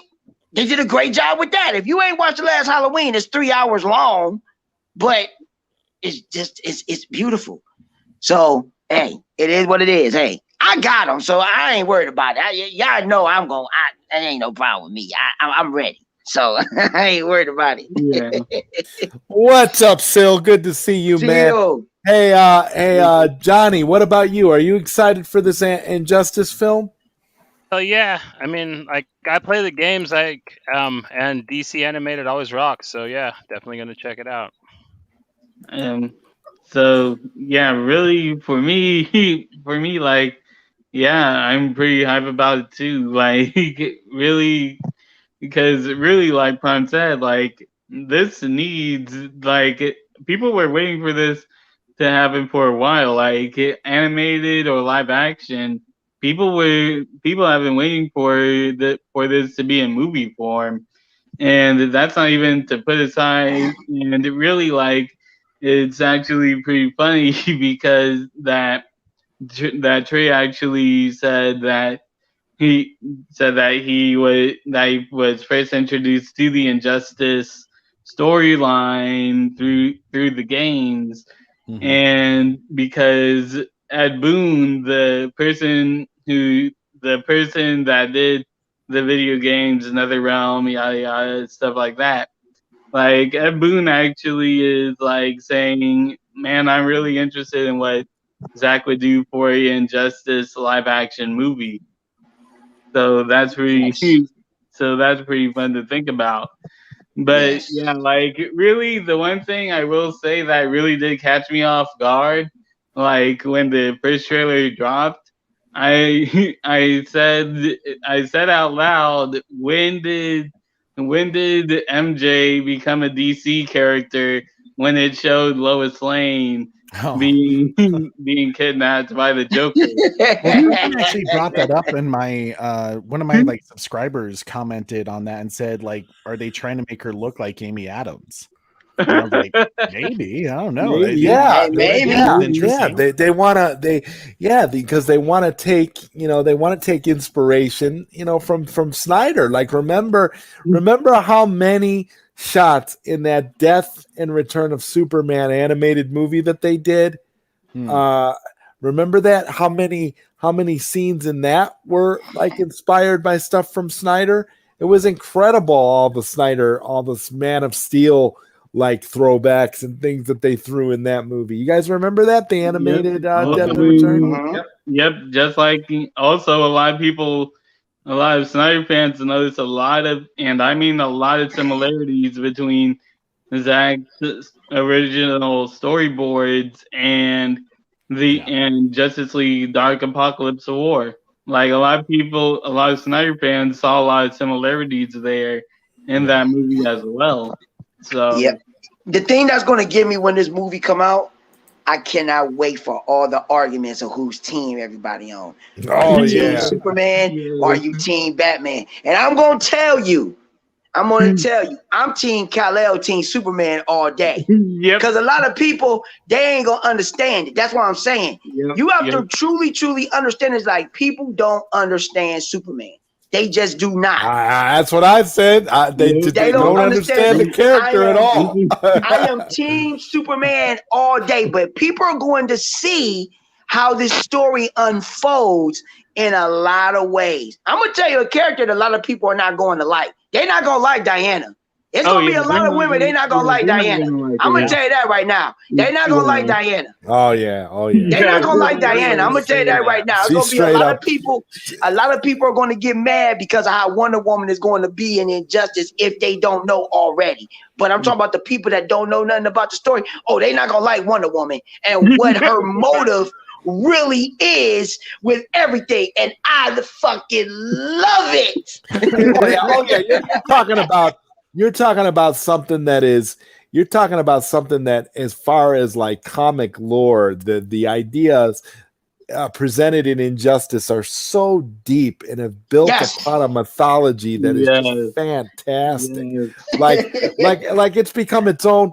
It's it's become a thing of its own. Like it's become its own comic book, staple, man. Everybody loves it. It's Injustice is practically a genre. And speaking of legends, we got a legend in the chat right now. We got Phil Abdul. Prime got me hyped, man. When Prime get on any stream talking about Tom Taylor, I was like, you know what? I'm gonna jump in here, man. Woo, Tom Taylor. Hey, Tom Taylor, the man. He the man. He the man. He is the man, man. Hey, whatever, like a lot of people put it like this. If you don't read comics, if you're not a reader, I recommend, I'm telling people, if you're listening, just start to read a comic. If you really want to get into DC and you really want to get into a story that's deep, just get a story. I say Injustice, Prime. I say Injustice. Get Injustice. Real. If you want to start off with, I'm going to give y'all 3 #1 books. If y'all want to start, just to get into DC to read a comic, okay? Get Deceased, get Injustice, or get the new Superman Son of Kal-El. Yeah. You read one of them 3 and you go from there, you're going to understand what DC is about, okay? Because all I can tell you is that DC is not for kids, man. It never was. Well, it's more for adults. It's multiverse. You know what I'm saying? Like it's not like a one linear story. It's so many interpretations. That's really the thing that a lot of people. That's the thing. A lot of people that gets me a lot, because like to me like even in Justice League the animated series, they're like, let's be real, they do get dark sometimes. Even in that show, that's technically right. We did get to see the Justice Lords in the animated series. We did get to see like an evil Superman. We did get to see Darkseid. Basically, that's an age-old thing, right? Evil Superman. People get so scared about evil Superman. Right. It's like what everything. Like, how many times have we seen evil Superman? If you read the comics, if you've watched the cartoons, you should know. It's like Zach wasn't doing anything special. It's been there, yeah. Even Smallville had evil Clark Kent a lot in it. Like, the red kryptonite, yeah. That's the thing. And Superman and Lois. Don't forget Superman and Lois. I try to forget Superman and Lois. I really do. I mean, it's personal reasons, I know. I try to forget that, but it's you know. It's like people are saying, but it's like for some reason when Zach is on board with doing an evil Superman, people treat it like it's the boogeyman of comic books. Well, Superman is not. You gotta make it interesting, right? So is this good old boy or no? Well, James Gunn tried with that movie. What was that movie he did? Brightburn. Yeah, he tried. That wasn't too bad. It wasn't too bad, but people have to understand is like when it comes down to Kal-El and the way that he's people not that. Yeah, he's not that as a whole, but just imagine if he was like that. If it so happened, see, people. Here's the thing: people don't like that concept, but I'm gonna tell people what people don't like, and where I'm gonna tell you the show Krypton is what enlightened me to a lot of things on what if it could happen, and a lot of people they overlook it. What if Zod really did go back in time and go back to Krypton to rule Krypton? Rule over Krypton before it blew up, and knowing what could actually happen when you enter Earth's atmosphere and you got powers, what will you do? Well, that changes the game, right? But like, that's what I'm saying. I think Prime. Don't you think, like, just from the comic standpoint, the Kal-El character, it's no way he could be the Brightburn guy, right? Like, the closest you can get it to is Red Sun, right? That's in the comics. Red Sun. With this whole nature versus nurture thing, so it's like, if he's landed somewhere else, he still would be inherently good. Actually, Red Sun, he wasn't a bad guy, right? Or he would be like the Justice Lords. Like he would be like the what is he called? Ultra? Isn't he called Ultraman or something like that? You talking about the Crime Syndicate? Crime Syndicate. Yeah. So that's a dope animated film too. It's crazy. It's like people when it come down to Superman. Oh, this is a book because it's coming out next month. I know Zill, you gonna read it, but I know you gonna read it. But if y'all really want to know what's about to happen with the Superman character now, it's about to get real interesting. Because when Action Comics 1035 come out next month, it's probably gonna make a lot of people mad. I'm gonna tell you that right now, because Seal knows, because you already know, because you know Kal and Superman Kal-El, son of Kal-El, because you know Kal is about to leave Earth. If you ain't been reading Action Comics, Superman is about to leave Earth. He is about to go to War World. He is about to leave Earth, and Jonathan is going to be the main Superman on Earth. So they've been trying to do that for a while. They've been trying to get Jonathan in there. And so with that concept, this is the thing. I've been reading a lot of cats. I'm just going to keep it quick, but a lot of people reviews on the reason why it's like diverse with the new Superman series, because everybody is so. I like John as being Superman now. I like it a lot because now he's going to tackle things that Kal never did. It's about he let a lot of shit go that John is not going to let go. Right. John is not going to let stuff. He's not going to let a lot of stuff go to the opposed of what his father did. The key thing that he said in the last issue was that the reason why Kal let a lot of stuff go because he didn't want to stomp on humanity's foot because he was not part of this world. He did what he could, but he wasn't part of this world. Alien. Yeah, he's an alien. He's not part of this world, but John is because he's half. He's born here. But the simple fact is that made a lot of people mad because I'm like, just because he was raised and born here, he was sent here. He's a flat out Kryptonian.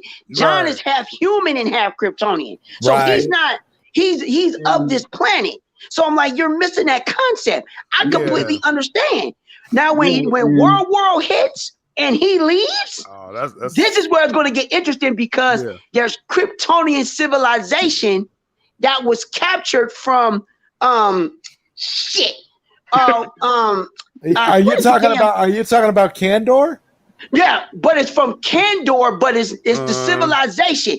He found out that from war it's deep. because now he's going to leave Earth to go to Krypton that was never found, because Kryptonians from Kandor, some Kryptonians actually got off of Krypton. Yep, they actually got off. They created like their own. I don't want to say utopia, but like they their have their own plan. Right, and you know what I'm saying? Right, and they never knew, even from Kandor, they never knew that these Kryptonians got off. It was never said, it was never found. He didn't know nothing about it. So we got a word. So now War World, that's going to be the part of it. I can't wait for it. I can't wait. Is Tom Taylor This doing shit that gonna one be off the too? hook. Yeah. Tom Taylor doing that one too? No, he's had that one off. Yeah, But- no, Yeah, that's Action Comics. It's but- tying off. Oh, Action Comics is where it's all about Cal and John. See, Tom Taylor is doing John's journey. What you call it is writing. Actually, what the fuck is that man's name? I forget his name. Yeah, Damn it, I can't think. Look it up real quick. It's Action Comics he's not now. Tom Taylor. I'll look But that's yeah, gonna be like really for me, like, because really for me it was I'm actually really interested in this whole concept now, where for Superman, like you said, Prime, like it's not Brian Michael Bendis, is it, Prime? Yeah, Like- Brian Bendis. That's who's writing another Superman book. But like, yeah, like people really got to think about this. Like, think about it like this: if I am like me as an American, I go to say China. Like, I'm gonna try to be chill about it and to do stuff that I think will be able to satisfy people, but I won't put my foot down on it because I don't belong in their country. So it's like kind of like that. But now since Jonathan was born on Earth, you have that instance where it's like, yeah, I'm part of this world now. So there's a whole new story. You open it up with Jonathan. So there's more pathways for him to go, since now he's. I'm getting vibes. I'm getting vibes of almost like,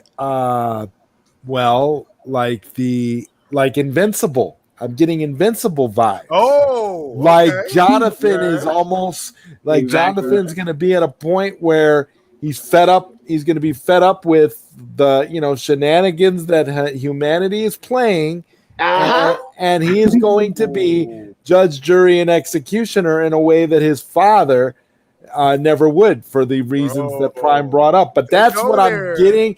I'm thinking they're going to go there because it's going to be it's got like an Invincible kind of more of like an indie feel. I mean, this is a Superman. With that's a very close comparison. Yeah, that's a very close comparison. Yeah. And the thing, there's another thing that people was critiquing about the John stuff is because people they complain about, well, I go to read books to get away. They hate change. Yeah, they hate. Right. The whole thing is tackling what's going on in the world right now with the police, the army, racism, with the stuff with the political aspects and stuff like that. Who should rule the world, right? Who should rule the world? And it's tackling those elements of what John is tackling, what is going on now. I fucking love it.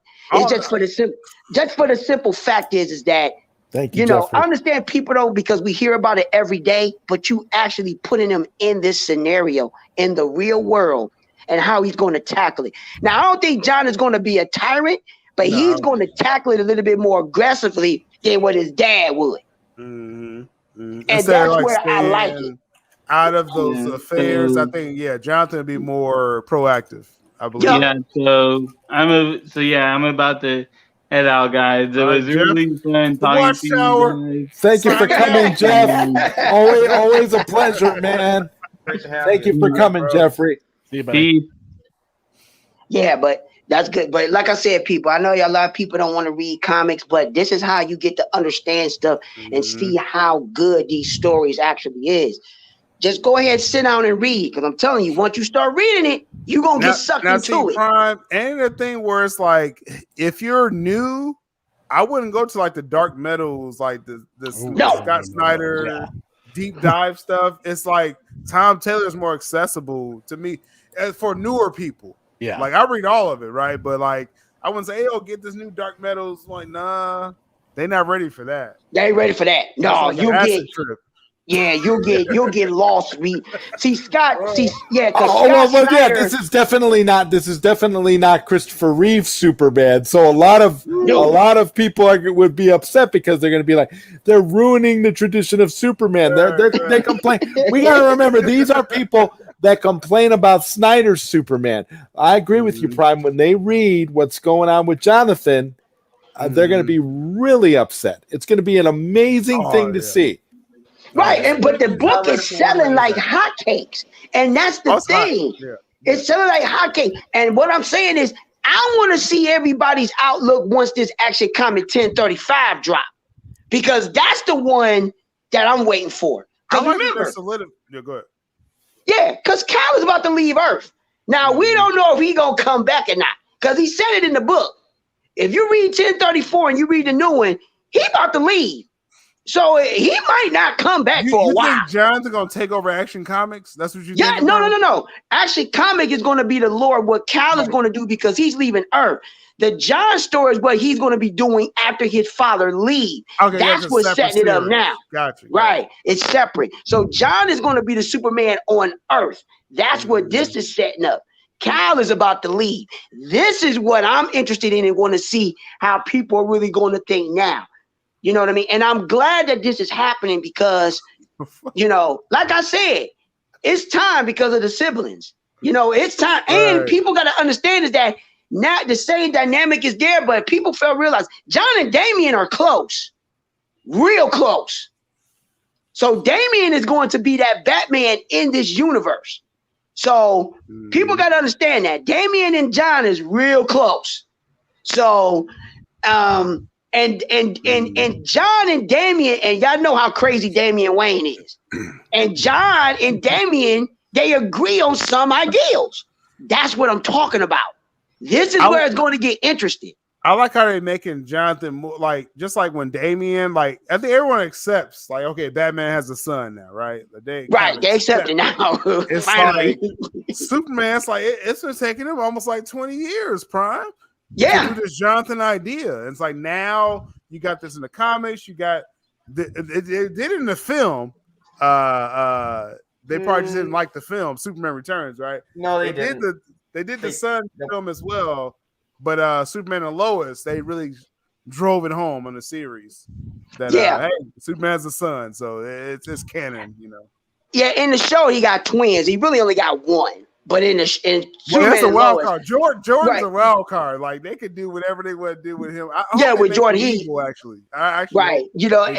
And that's the thing. And this is what I want to say, and I'm going to shut up. It's there was a debate. I was in a comic room a couple of days ago, and we had a discussion. I want to hear everybody's outlook. Is that, do y'all always believe that Clark or Kal, he always should have been with Lana Lang and not Lois? If you watch Smallville, yes. Well, I'm just talking about in general. Me personally, I think he should have been with Lana Lang the whole time. Well, see the way they set him up, he's destined for Lois, right? But like I said, that's why I say Smallville, because Grant Morrison, they lean so much into the Smallville story with Lana. I was like, dang, that's probably what he should have did. You know what I'm saying? So that's because a lot of people, if you think about it, for the people that don't know who Lana Lang is, Lana Lang was that was really his girlfriend when he was in Smallville. They really went together. Okay. Now, if y'all think about the similarities, is this: they grew up in Smallville.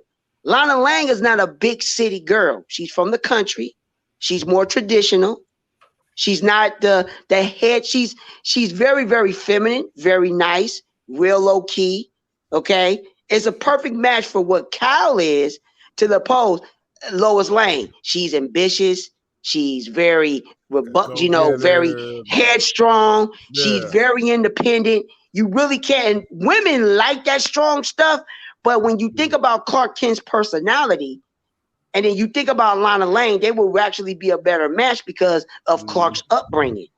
You see what I'm saying? So if y'all really know the characters, it would be because Lana was really not the type to really try to be all up in his business and all that stuff like that, but it makes sense though, because, now that's why I say there's different variations of Lois. Don't get me wrong, but they always make her She Right. gonna be headstrong, but they make her masculine as I fuck. will say, Prime. Shout out to the strong women out there. Before they say Prime don't like strong women, let me just throw it out there. I'm not saying nothing wrong with strong women. Man. It's just the simple fact is that if it was me, I would never pick Lois Lane. I would have picked Lana. No doubt, I would have picked Lana just for the simple fact because I wouldn't want to deal with that headache. Which Lana, Prime? The Lana from Smallville or the Lana from the comics? Well, the comics. Lana will kick your ass. I mean, okay. I just like Lana period, and just her depiction. So it depends on what it is. Girl. Yeah, she was the country girl. She was a more traditional woman. She wanted a family. That's what she wanted. Yo, Johnny, didn't you say that your Smallville crush was Chloe? Well, no. What I said was I don't understand why Clark was so headstrong on Lana when Chloe wanted to shuck his corn cob the entire time. I never understood why he didn't try to have fun while he was trying to hook up. Why he was trying to hook up with Lana? He could have fun with other girls. I don't understand his whole mindset that about her. I just need to. Well, as soon as they finally hook up and can actually bang, she leaves town. As soon as she actually becomes a likable character, they make her leave. So yeah, dude, Lana got screwed on that show hardcore. Chloe was ready. Chloe was ready to go. Real world implications, not the issue here. We're just talking about the show. Yeah, I'm not talking about the actress and what happened with her because that was really off-putting. I'm talking about the show. Chloe, yeah. Chloe was down. Well, there's one thing I don't like Chloe for. I blame Chloe for the direction on Arrow because remember on Smallville, Green Arrow ended up with the blonde IT chick instead of Black Canary. Yeah. And then Arrow, they did the exact same thing. That was stupid. That. Good point. That's a good connection there because I didn't like. And did they or did they not have a Chloe Sullivan in the Arrowverse? Because I thought they did. Like Supergirl made a reference to Chloe. They alluded to it. Yeah, they alluded to it. Yeah, the show made it canon, so to speak, because they put her in the comics after the Smallville show. Chloe. Yeah. There's a lot of things that they adapt to make it canon from the shows, which is kind of a good thing, but they just don't really pursue it more in the books. I wish they would do it more in the books, because the only character in DC, from my recollection, is Harley. Because she was just supposed to be a one-time thing, and she just blew up big. On the animated series, On the animated series, then they gave her a book, and now look how she's a phenomenon. Kristen Krug, for like 3 seasons, because after that, I don't know what she started doing with her. I don't know. She changed to me. Season 4, Lana on Smallville. She actually got cool. They gave her powers, and I was not feeling that shit at all. No, that's why I said Smallville started to get a little bit ridiculous. Even though Smallville was tight, I'm not taking nothing away from it. Oh no, that's like one of the greatest shows ever. Smallville tight. Well, Smallville made Superman relevant for a lot of people while they were waiting for movies to come out. So the best Lex Luthors ever on that show too. Rosenbaum, my God! Oh yeah, Rosenbaum was brilliant in the role for sure. Yeah, he was. Like I say, it's all the depiction and who writes it, and how you depicted everybody. It's all, but it still goes all back to the books, man. Chloe it goes back to the books. Every episode, I was like, Clark, like, come on, like. Yeah, straight up. That was my thing too. Yeah, dude. I mean, we all know Chloe was a straight up freak on the show. Straight up freak in real life. That one time he had that red kryptonite, he got Chloe that episode. If y'all remember, that was oh yeah, he did. He got the red. He's like, hold up, Chloe. Like, let's see what I'm saying. Hey, I'm just saying, come on. Right, but Chloe was also under an influence too. She was influenced. Yeah, gives Chloe some love. Yeah, like Chloe's under the influence of something. That's a real life lesson. Like real life. We are both get under influence. Like that shit happens. Hey. It goes down. It goes down. Real life. Well, you know they're Yes. actually doing a Smallville animated series at some point. Like Tom Welling confirmed he and Michael Rosenbaum are working on it. Oh my God! Was it a I comic? just What is that again? are they going to adapt the comic? That's what I want to know because they did an entire additional season of Smallville in the comics. I think they're It going to has to ignore be that. like an animated thing. I thought. Well, It's yeah, an they're going to do an animated, right? animated thing. But like they had a comic continuation They're of Smallville where writing they finally got Batman on the show. Oh yeah, they had a Batman, they got a Batgirl. They really Well, they had like Nightwing. opened they really opened it up in the comic, which was That's kinda interesting. dope, yeah. Well, did they And have they Batgirl? even- Because they had Barbara Gordon as Nightwing, but I don't think they had a Batgirl. I'm not sure. I haven't followed that one as closely. And they had Carrie Kelly. Really? Carrie Kelly. Oh, Really? She doesn't get enough credit as Robin. See, Smallville was trying. Like, don't y'all think like they was kind of hinting at like Wayne but they didn't go all the way there with because it, Warner like, Brothers on- said no. They didn't allow them. Yeah, they didn't allow them to. And like the comic, they went wild with it. Because TV shows are beneath Batman.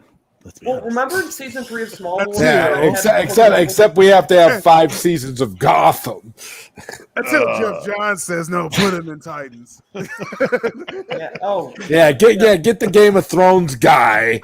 Oh no, please. Oh boy. That's still like one of the biggest I gave him a mistakes of that show. chance. I gave him a chance. Like, well, first, no, season 2, I hated him, right? And then this season, I gave him a chance. I was like, it's kind of like new writing. Because Jeff Johns is not as big as in Titans as people think, but okay, I get it. But that Bruce Wayne is trash. That guy, no, Yeah. I don't want him. Oh yeah, he doesn't strike me as Bruce Wayne at all. He would have been better off acting like his Game of Alfred. Thrones character and pretending to be, Bruce Wayne then, and it would have made more sense because whoever he's playing now I don't know what. That's Bruce not my Bruce Wayne. not my Bruce Wayne. I could see him as like an old retired Batman, but not like a guy who still suits up. Like I just can't picture that guy. He doesn't currently... look like he suits up. Yeah, right. Yeah, he's not I even. agree with you. Not even muscular. It's like you could almost see them doing like a Batman Beyond spin-off with him. Give that man a shot of venom. Because he's just a oh yeah. This guy definitely needs the Lazarus pit at this point. I mean, he's a good actor too. I really do like his other stuff that he's It's in. not a good role for him though. Yeah, it's just not. Yeah, not feeling it. I got the comic just dropped. I'm gonna be reading in a minute. Oh dear, which comic? What? It just dropped. Hold on, I was gonna show it. I sent it to Zai in your DM. Yeah, it just dropped. Okay, I'm gonna be reading it tonight. I'm gonna send it to you, Seal. I'm gonna drop it in your what do you call it? Cool. You can let everybody see what it is. It just dropped. I just purchased it. I'm about to read it. Oh, We can post it in that one big group chat that Sil has with I think all of us are in it. Yeah, it just dropped. I'm gonna buy a digital. I'll probably get the copy, but it's all cosmicology. They just dropped it. Dropped it. Now, do you guys get a lot of your comics through Comixology? I mean, because it's that app is cool. I usually use that too because of Amazon, and then it's like if you got like a tablet or something, you just read your comics on the tablet. Yeah, I do a lot of digital. I do like the little paperback, graphic novels or whatever, like periodically, but I'm more digital. But Prime just sent me the 1035 Action Comics. Yeah, that's dope. So it just dropped. Prime? Yep, it just dropped. It just dropped today. Yep, so Superman it just dropped. Like on the cover, like he's like leaving Earth. Yep, that's crazy. That's dope. That's the one everybody was waiting on. Is this, and that's why I say you got to read Action Comics 1032 all the way up to this. So, because like I say, it's leading up to that. Let me see. You got to read from. See, who's Johnson? Who's right? It says Johnson's writing this. I don't know who that is. Action Comics. That's shit. What's that? Hold on, I'll tell you his name, man. I gotta go. I have to get to bed now. Work tomorrow. All right, Batman. Thanks for coming, man. Thanks for coming. Appreciate seeing you, man. All right, bro.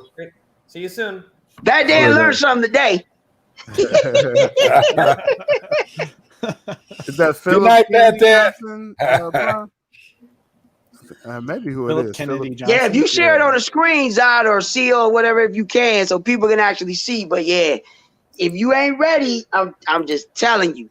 His suit also looks like Sasha Kaye's for Jonathan. Yeah, it's some elements. Yeah, kinda. There's some elements of that there. Yeah. Oh, you see it? You see it, Trey? Did you see it? Yeah, the cover. Yeah. Yeah. Okay. Yeah. Well, that's why Tom Taylor was like, hold up. Like, he saw the picture of Sasha Kaye, and Tom Taylor was like, well, no one gave me the call because, Tom Taylor is Mr. Injustice, right? And, that version of Supergirl is his Supergirl. Yeah. He's making sure he gets his royalties for that because I don't think they called him about that look. It's like straight up the haircut, everything. Yeah. I mean, because Supergirl traditionally, you get blonde hair, you like, Melissa Benoist, TV Supergirl, or the old, Helen Slater. Yeah. Helen Slater, right? Yeah. OG Helen Slater, appropriately. But then you got this new style. What you're seeing in the Flash, that's Tom Taylor's look, and they didn't give him a check yet at that time when he tweeted that out. Well, Tom Taylor's going to be looking for that check. We know that. Yeah, definitely. Get that check. Oh, Tom Taylor is a monster. So I'm just telling people right now, you're a monster. That man is a monster. So, they should know by now. If they're DC fan, I'm sorry. At this point, if you haven't read Injustice, I give you a pass on Deceased because that could be a little deep for some people. Because the Trinity, very, very deep. Out. Yeah, yes. But so I get it. But Injustice may be more the flavor of the more general audience. You should know Tom Taylor by now. Yeah. Mm-hmm. If you don't know, you better ask somebody. You better know. I tweeted that, man, after, because when you told me probably about Deceased, and when I started reading it like months ago, right? And then I saw they took out Batman like early. And I was like, oh man, I was like, hold up now, like, what are we doing, right? And so I tweet Tom Taylor. I'm like, bro, like, I wasn't ready for this, and like he commented on my tweet, right? I was like, oh shit! I was like, hey, Tom Taylor, come to my show, but no, he ain't come to my show. But I was like, bro, like, you changed the game of that whole story. Deceased changed the entire game, like in comic book writing, Black Label, whatever. Nuts. If you haven't read that yet, you have to check that out. Nuts. Yeah, Deceased is deep, though. I will say. I think it's something. I think it's something that people should read. But I wouldn't be surprised if Deceased is an animated movie we're gonna get in the near future. Coming soon. I think the next one is gonna be. I have a feeling it's gonna be like Dark Knight Metal. I think they're gonna go that direction after the whole Injustice.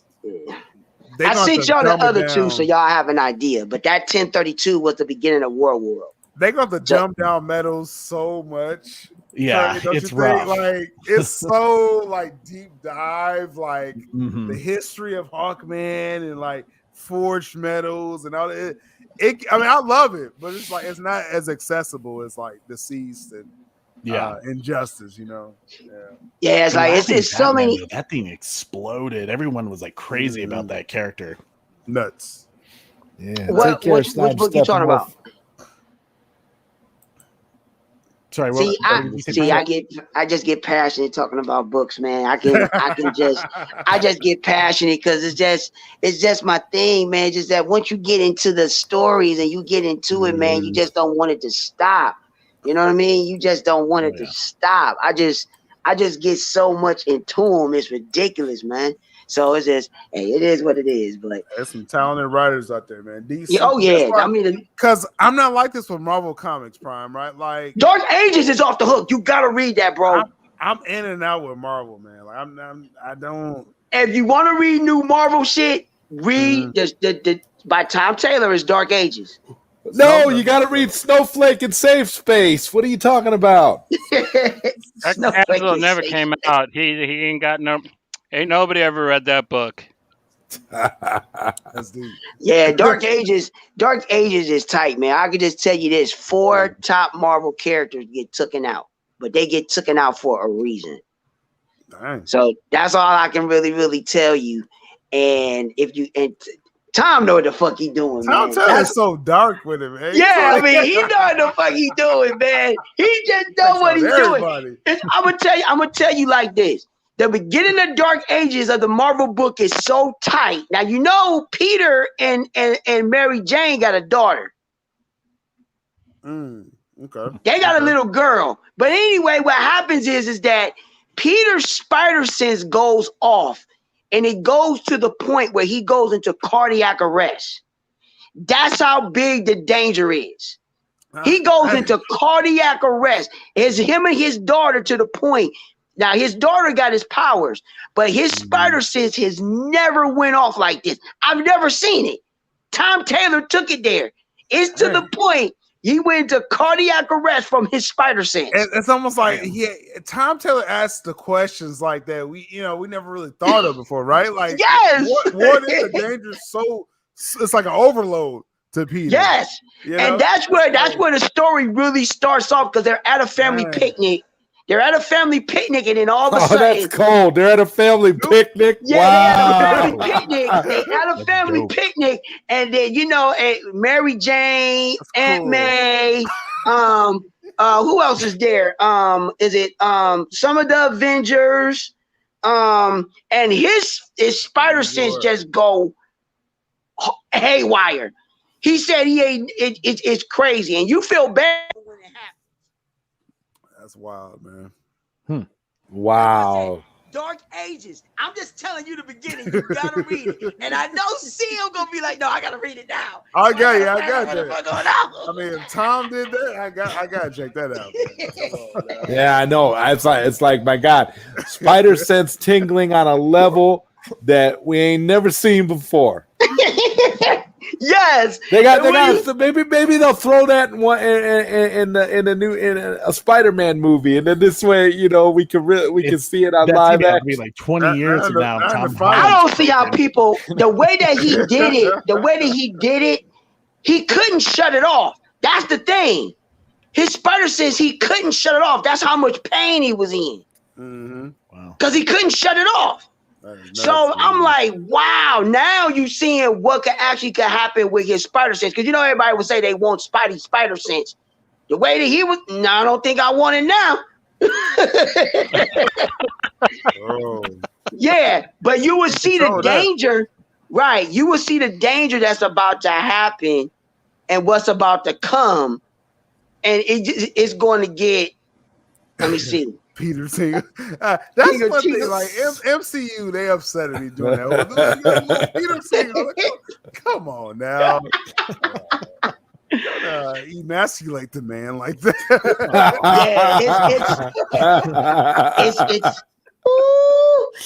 I'm telling you, if you like comics, Marvel, like I said, Marvel and DC doing their thing. Tom Taylor is at the helm of a lot of him and Scott Taylor are doing it real big. So I'm telling you. So and I'm telling you, the Dark Ages book is actually selling very well. And I mean, Tom Taylor is actually doing it good for DC and Marvel right now for people to get books. Like I said, Tom Taylor, he's the hottest writer right now, right? Like Scott Snyder, like after that Last Night on Earth, he kind of been chilling, right? For good reason, he been chilling. Just chilling. Now somebody brought up the new Sandman series. I'm waiting for that too. Oh my God! You guys see that trailer for Sandman? Yeah. Zod, what you think about that, Zod? Like, I ain't gonna even get into Sandman because people ain't ready for all that. Oh my God! People ain't ready for that. That's gonna be Sandman's gonna be dope. They're gonna make Sandman 100% faithful, man. You want to talk about comic book accurate? You want to talk about that? That show looks like it's going to be off the hook accurate. Neil Gaiman was really involved in it, right? Yeah. Oh, yes. Okay. He was on that Netflix. Isn't he like showrunner or something? He pretty much is a showrunner, right? I mean, he wrote all the comics. He did all this, and he's showrunning the show as well. But this Netflix event this past weekend, he says, I want to do as much like panel to screen as possible. And so the clip they showed was straight from the comics. You know what I'm saying? So this is gonna be like Watchmen level as far as That's why like Zach was like Direct so great with adaptation. his films. Yep. And Netflix know they got a gold mine now because they got a gold mine because the Sandman. I like Sandman. I'm not a real big Sandman fan, but I like Sandman, and I know of the actual lore in the universe of Sandman.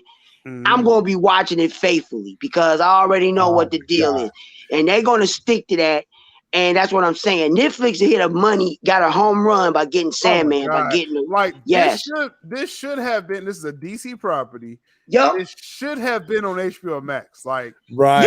Netflix about to do. If they cared about HBO Max, they would do it. But that's like goes all the way back to what Prime was saying earlier about how it's going to end up being Warner Max after the merger. Right now, they don't care what HBO Max is doing because it's about done. It's a wrap. So what are we looking at? There's they the merger change. Yeah, shifted off to Netflix, and Netflix is going to make it a home run. But you want to know. But the thing is that what they're doing with DC characters, they're going to go into the second and third tier characters, and like wheel them off to other people so they can at least get a profit with the characters, which I believe as a whole is a bad idea. Because Sandman gonna blow up on Netflix. It's gonna blow up. It's gonna blow up. Well, look at how good Sweet Tooth. Look at how good Sweet Tooth is doing. I know. Thank you. That's what I'm saying. They're doing a second season. They're doing a second season on Netflix as well. And so, wait till people get to the infamous 24 hours issue or episode, because they're recreating everything that Neil Gaiman did. Right? Yeah. There's like one of the most controversial comic books that they're going to adapt. Talk about Sweet Tooth. No, for Sandman. No. Oh, Sandman. Okay, Sandman. Okay, yeah. For Sandman. And when they drop it, because see, Netflix new thing right now, you saw this with the He-Man, with the Kevin Smith, He-Man Masters of the Universe, where they break up the seasons. Like they're not going to probably drop it all at once, the Sandman. They're going to give you half. When you get to that most controversial issue, it's going to be some disturbing shit in that episode. And that's going to drive views, that's going to drive clicks, that's going to conversation. It's crazy. All right, anyone out there, if you don't know Sandman 24 hours, just search that. You'll know what I'm talking about. Hey, Johnny, what do you think, man? You have. Oh, well, like you were saying, man, the 24 hours, like, I'm pretty sure they'll get to that because that's in the first trade. You talk about the Dreamstone. You're talking about the Dreamstone in the diner. Mm-hmm. Yeah, that is so episode. Fucked up. Yeah. That's gonna terrify people. That's gonna terrify people because reading it's scary. It's one of the Johnny, Neil Gaiman confirmed that he's adapting that for the series. Yeah, that's what I'm saying. He's going full Sandman directly from the book. That's why I said people ain't ready for it. Shit, man. Like, that's why I said. That's why I say DC got so much stuff that people don't know in the back burner. You know what I'm saying? I can't wait till they do the Spectre shit. If they decide to do that. Mm-hmm. People don't know about the Spectre, bro. They don't know about that. That's some other shit. That's like JJ wants to do some of that too, but he may change it. You talking about JJ Abrams? Yeah. Where's JJ Abrams gonna be after the merger, Sil? I just gotta say. I mean, it's like what? Well, he's gonna be an expensive coffee boy. But the latest thing we heard with JJ Abrams is that Warner Media was shopping his projects, so they're not even taking all of his projects in house. They're outsourcing them. So that's not a good sign, right? We're gonna outsource you, JJ. That's crazy, man. Yeah, that's like a. I love what you said. I love what you said, Trey, about it being the expensive coffee boy, because that's essentially what's happened. He's just like, that's what he is. Yeah, it's funny. It's funny how like we don't hear nothing about JJ. We ain't heard nothing. They paid him all this money. He laughed all the way to the bank, and he hasn't had a new project since. He just been like chilling. All right, Joe. I got a Jed's eye. Appreciate it, bro. All right, thank you, bro. Thank you, Brian.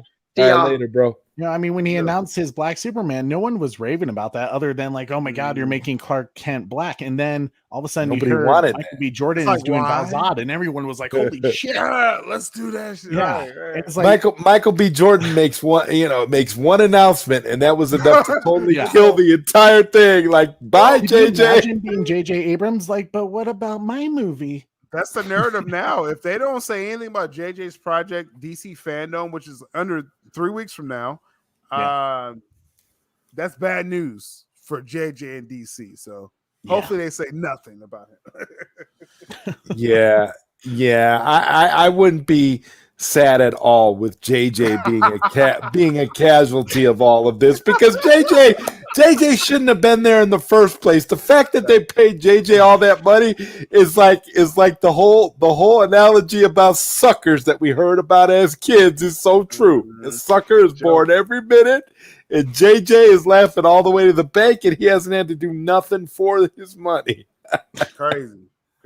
I mean, and really, he hasn't done anything. He hasn't really done anything good though to justify that either. At this point, he ruins franchises, dude. I mean, because it's what the Star Wars is the stigma that's following him right now, right? The Star Wars debacle. Star Wars, Star Trek. I mean, dude is just.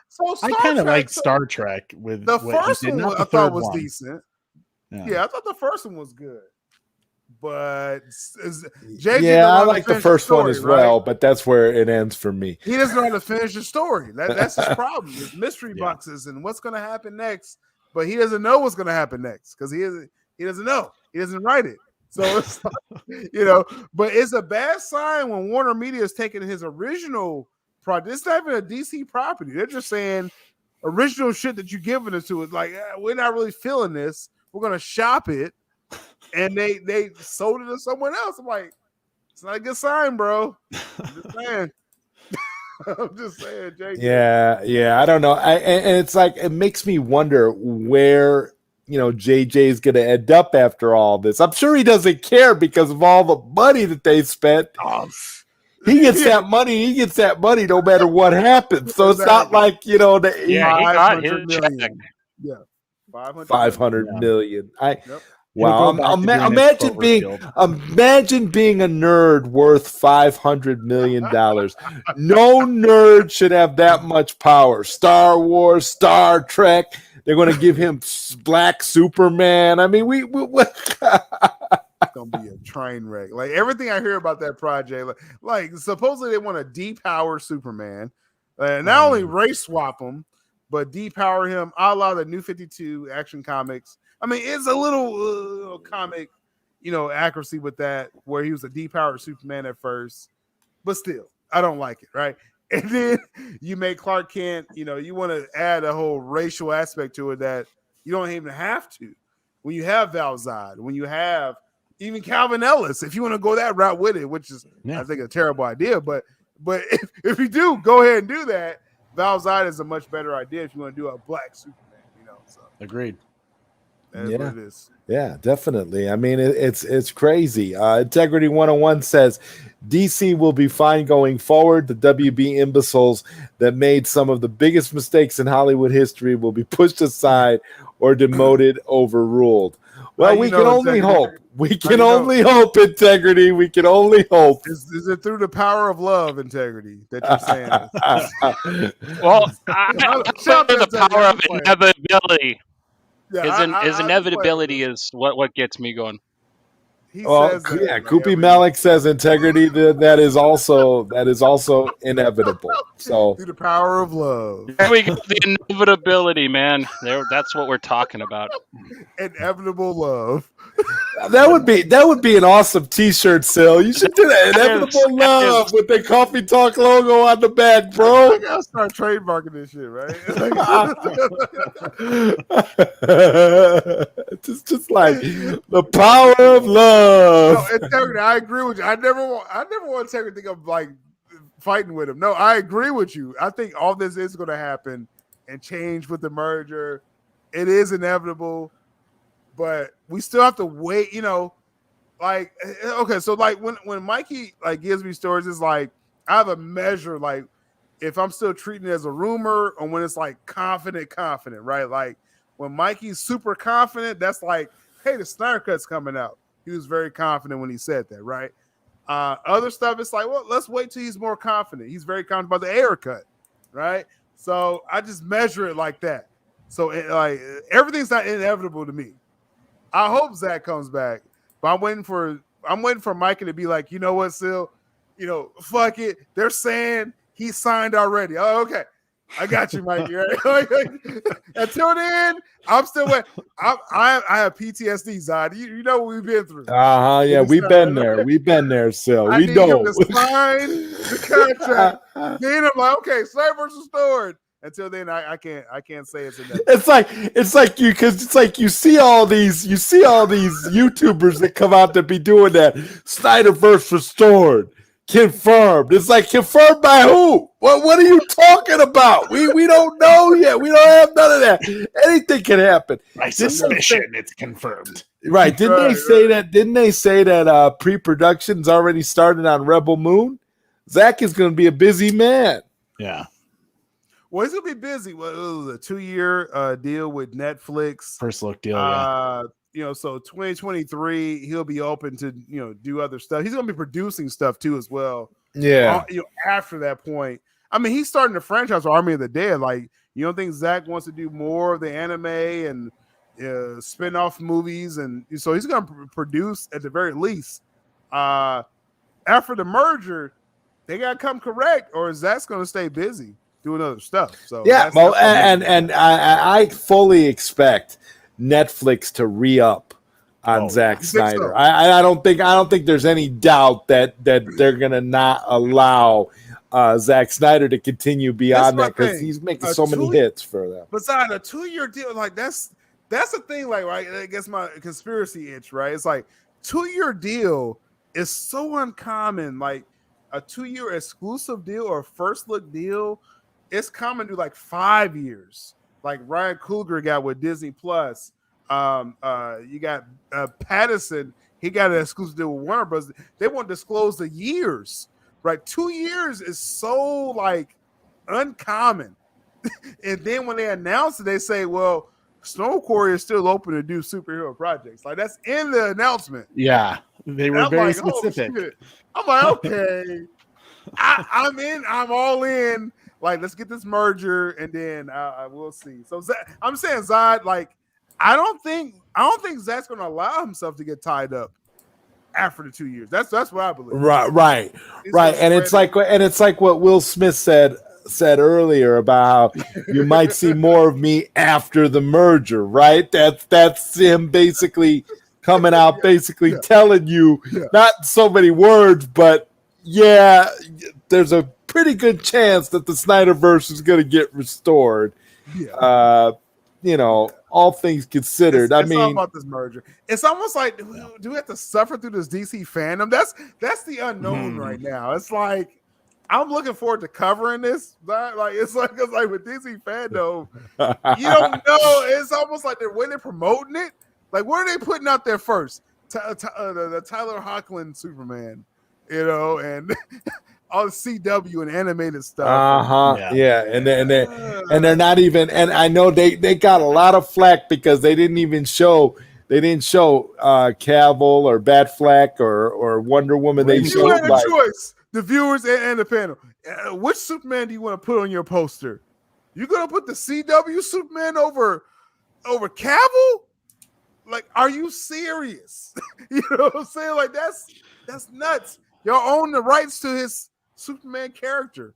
Why aren't you using him in promotion? Right. They're promoting the TV guy, which is basically the B team. They're promoting the B team, and it's like it's no hate. Like, do his thing, but come on, Cavill over this guy? Come on now.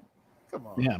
Or even put both of them on, if they're trying to showcase that the multiverse is about to expand. But again, that all goes to what we were saying about how the multiverse is a name-only concept that executives will never understand. I wish everybody kind of looked at it the way Mikey looks at it, the way Mikey breaks it all down, and essentially, I mean, Mikey, it'd be cool if Mikey could have a conversation with some of these execs and like school them and be like, guys, the multiverse is like this. All right, this is what the multiverse actually means. So you can essentially have this, and this. Yeah, they would just stare at Mikey and be like, "What the fuck is he talking about?" I mean, because we know they didn't understand. The executives didn't understand. Question. The time travel. They didn't understand. They didn't understand the Flash's time travel in the Snyder Cut, so they're definitely not going to understand the multiverse concept. Exactly. I mean, because that was all Terrio and Zach, right? The time travel in the Snyder Cut, right? So it's like, I mean, Mikey was talking about this last summer. Like when I first got in touch with his people, he was saying then the multiverse is a lie. Like, no, they want to kill the Snyderverse. That's where they was at that point. They wanted to kill the Snyderverse last year. Okay, the Snyder Cut's coming out, but we still want to kill it, right? And so it's like wild. The concept they don't understand that you can do multiple versions of Superman. Like DC fans are more ready for this than anyone. Marvel's about to introduce this, and they're gonna look like kings this December when you see 3 Spider-Man on the silver screen. Especially if they do the Spider-Man meme that you and Mikey were talking about earlier today, bro. I mean, the point thing. If they do that, it's over. It's over. It's going to happen because Kevin Feige listens to the fans. He knows, that's what they want done. That's pop culture. That's like history at this point. Spider-Man history. So if they do that live action, that's a snapshot for years, like generations down the line. Crazy. Right. It's generational, and it essentially continues to endear anything that the MCU does moving forward as the right direction. And it's like they're going to continue. Yeah, they're going to continue to ignore the flaws. It doesn't matter because Warner Brothers is just buffoonery. And Integrity 101 says multiverse is PR for we have no plan or connectivity. And that's exactly what it is. There is no plan because why would you? But the thing that makes it all the more mind-boggling is that they don't even understand what the multiverse is, period. No, I mean, what it could be. Steppenwolf literally mentions the multiverse in the Snyder Cut. Zach had it ready to go. They could have spun off of Zach as much as they wanted to.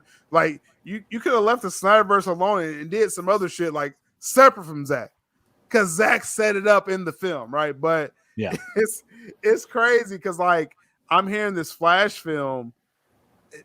In the film, we may feel like they don't understand the multiverse in the film, which I'm really nervous about. Oh my god! But what about what they said about Andy Muschietti being a big fan of the Snyder Cut? Is that I think that's a little being overly reported. Like I did hear he watched the Snyder Cut, right? It's like I just that's what you hear. It's like cool.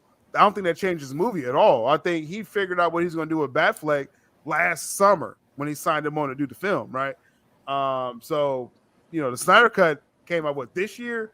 So the Flash film didn't change because of the Snyder Cut. That's a narrative. That's a bad narrative that's out there. The film was already kind of, rewritten probably like 5 times. No, I'm trying to think when Ben Affleck sent in his changes. I think the Snyder Cut was already announced at that time. But that's true. That's a good point. So Snyder Cut was announced May 2020. Ben signed on August 2020. Okay, right? So he could have sent in and been like, "Hey, this is where my character ended up. So this is where he needs to come from." Right. That's a fair. We'll keep the hope. The integrity, inevitability. That we'll do that. I think Muschietti had an idea what he wanted to do with the Supergirl and 2 idiots. I feel we're still going to see something that's up there in the film, but it's going to be like a Frankenstein approach to this film. There were changes after the fact, while they were shooting, kind of like a la Joker, Todd Phillips' Joker, where they changed scenes like mid-shooting, like day to day. Like this film, I'm not going to say full-on Justice League, Zod, but I'm getting some Joss's vibes from this Flash. I am too, and that's what's making me nervous about it. I'm starting a little nervous. Feel like it's very much gonna connect with Justice League and some of the things that we've seen that are not necessarily favorable to where we want to see it go moving forward, and that's what I'm worried about. I think it's like when you got the director coming out and saying Supergirl and Two Idiots, that doesn't really instill a lot of goodwill towards like a serious film that we're supposed to really take like get behind this in continuity. Yeah, we gotta get behind this with the flying multiracial babies from the sky. I mean, y'all heard Zai, you heard earlier Andy Muschietti, he did not want to show a trailer. Yeah. I'm sure he didn't. Because it's probably not anywhere near ready. Like he's like, no, y'all don't understand. We'll probably get like a Supergirl shirt rip. Yeah, I mean, when you think about it, though, that's kind of crazy. Like the fact that Andy Muschietti doesn't have like a teaser ready. Freaking Matt Reeves had a month worth of footage and got less than a month 2-minute trailer. And it was a great trailer. Matt Reeves, Zod actually converted and said, "Okay, I'm not going to call him Twinkle Bad as much." So I don't know if you went back to saying that for Sparkle, Matt Reeves, for Patterson, Sparkle. That's Sparkle Batman. But that trailer was wonderful. It had the little Nirvana song going on there. Like that was some cool stuff. Jeffrey Wright is a win. Anything that he's in, right? And so, good, great trailer. And so, what is DC Fandom? I call this DC Fandom redo. Because it's literally what we saw last year. Yeah. Because nothing came out since then. What was the big things last year? The Flash, Black Adam, Matt Reeves, the Batman, the video games that didn't come out yet. You're going to see all this again in about 3 weeks. Same show. It's just 2021. Repackaged for a new year.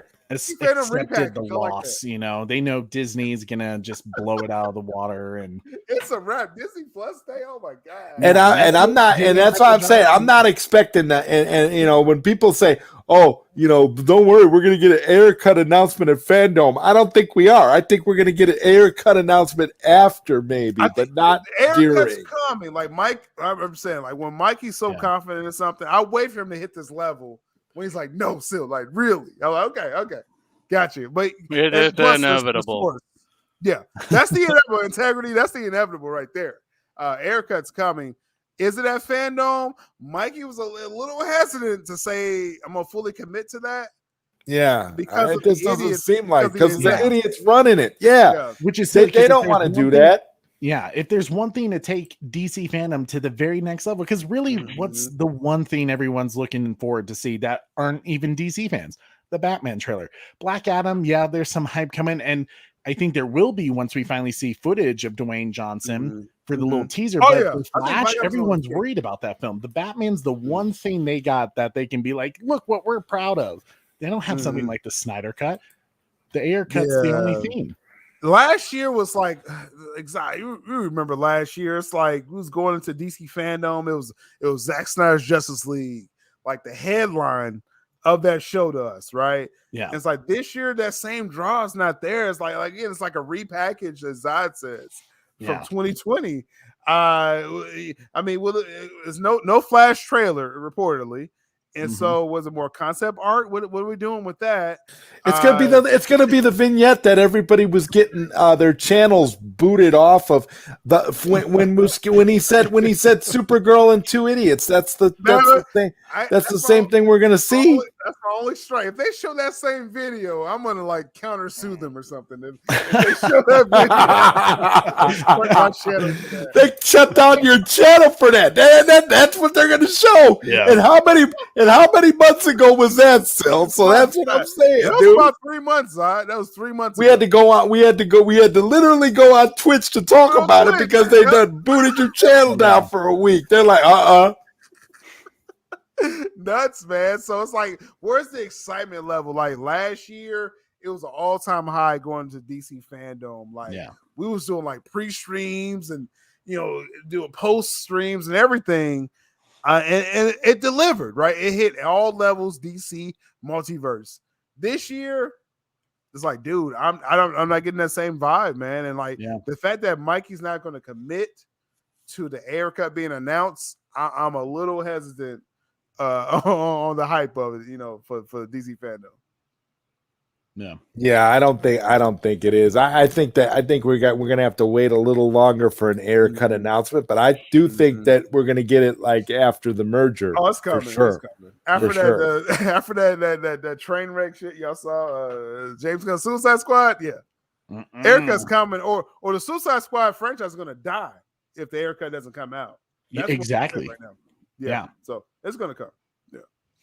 Yeah, David Ayer, and David Ayer has been dropping little hint droppings and has been doing, and I'm wondering. I said today, I kind of joked around like, would David Ayer do what Zack Snyder did in for San Diego Comic-Con, where he kind of like shows a map and shows that he's like he's going and then not show up because they changed the plans at the last minute. So I'll say this. All right, so Mike, after our show today, I was like, Mikey, this haircut. I was like, because at first, it's like at times he was confident about DC fandom, and then at times he was like, he's like, even his source wasn't 100% because of WB, right? But Mikey said that there is a trailer for the haircut that exists.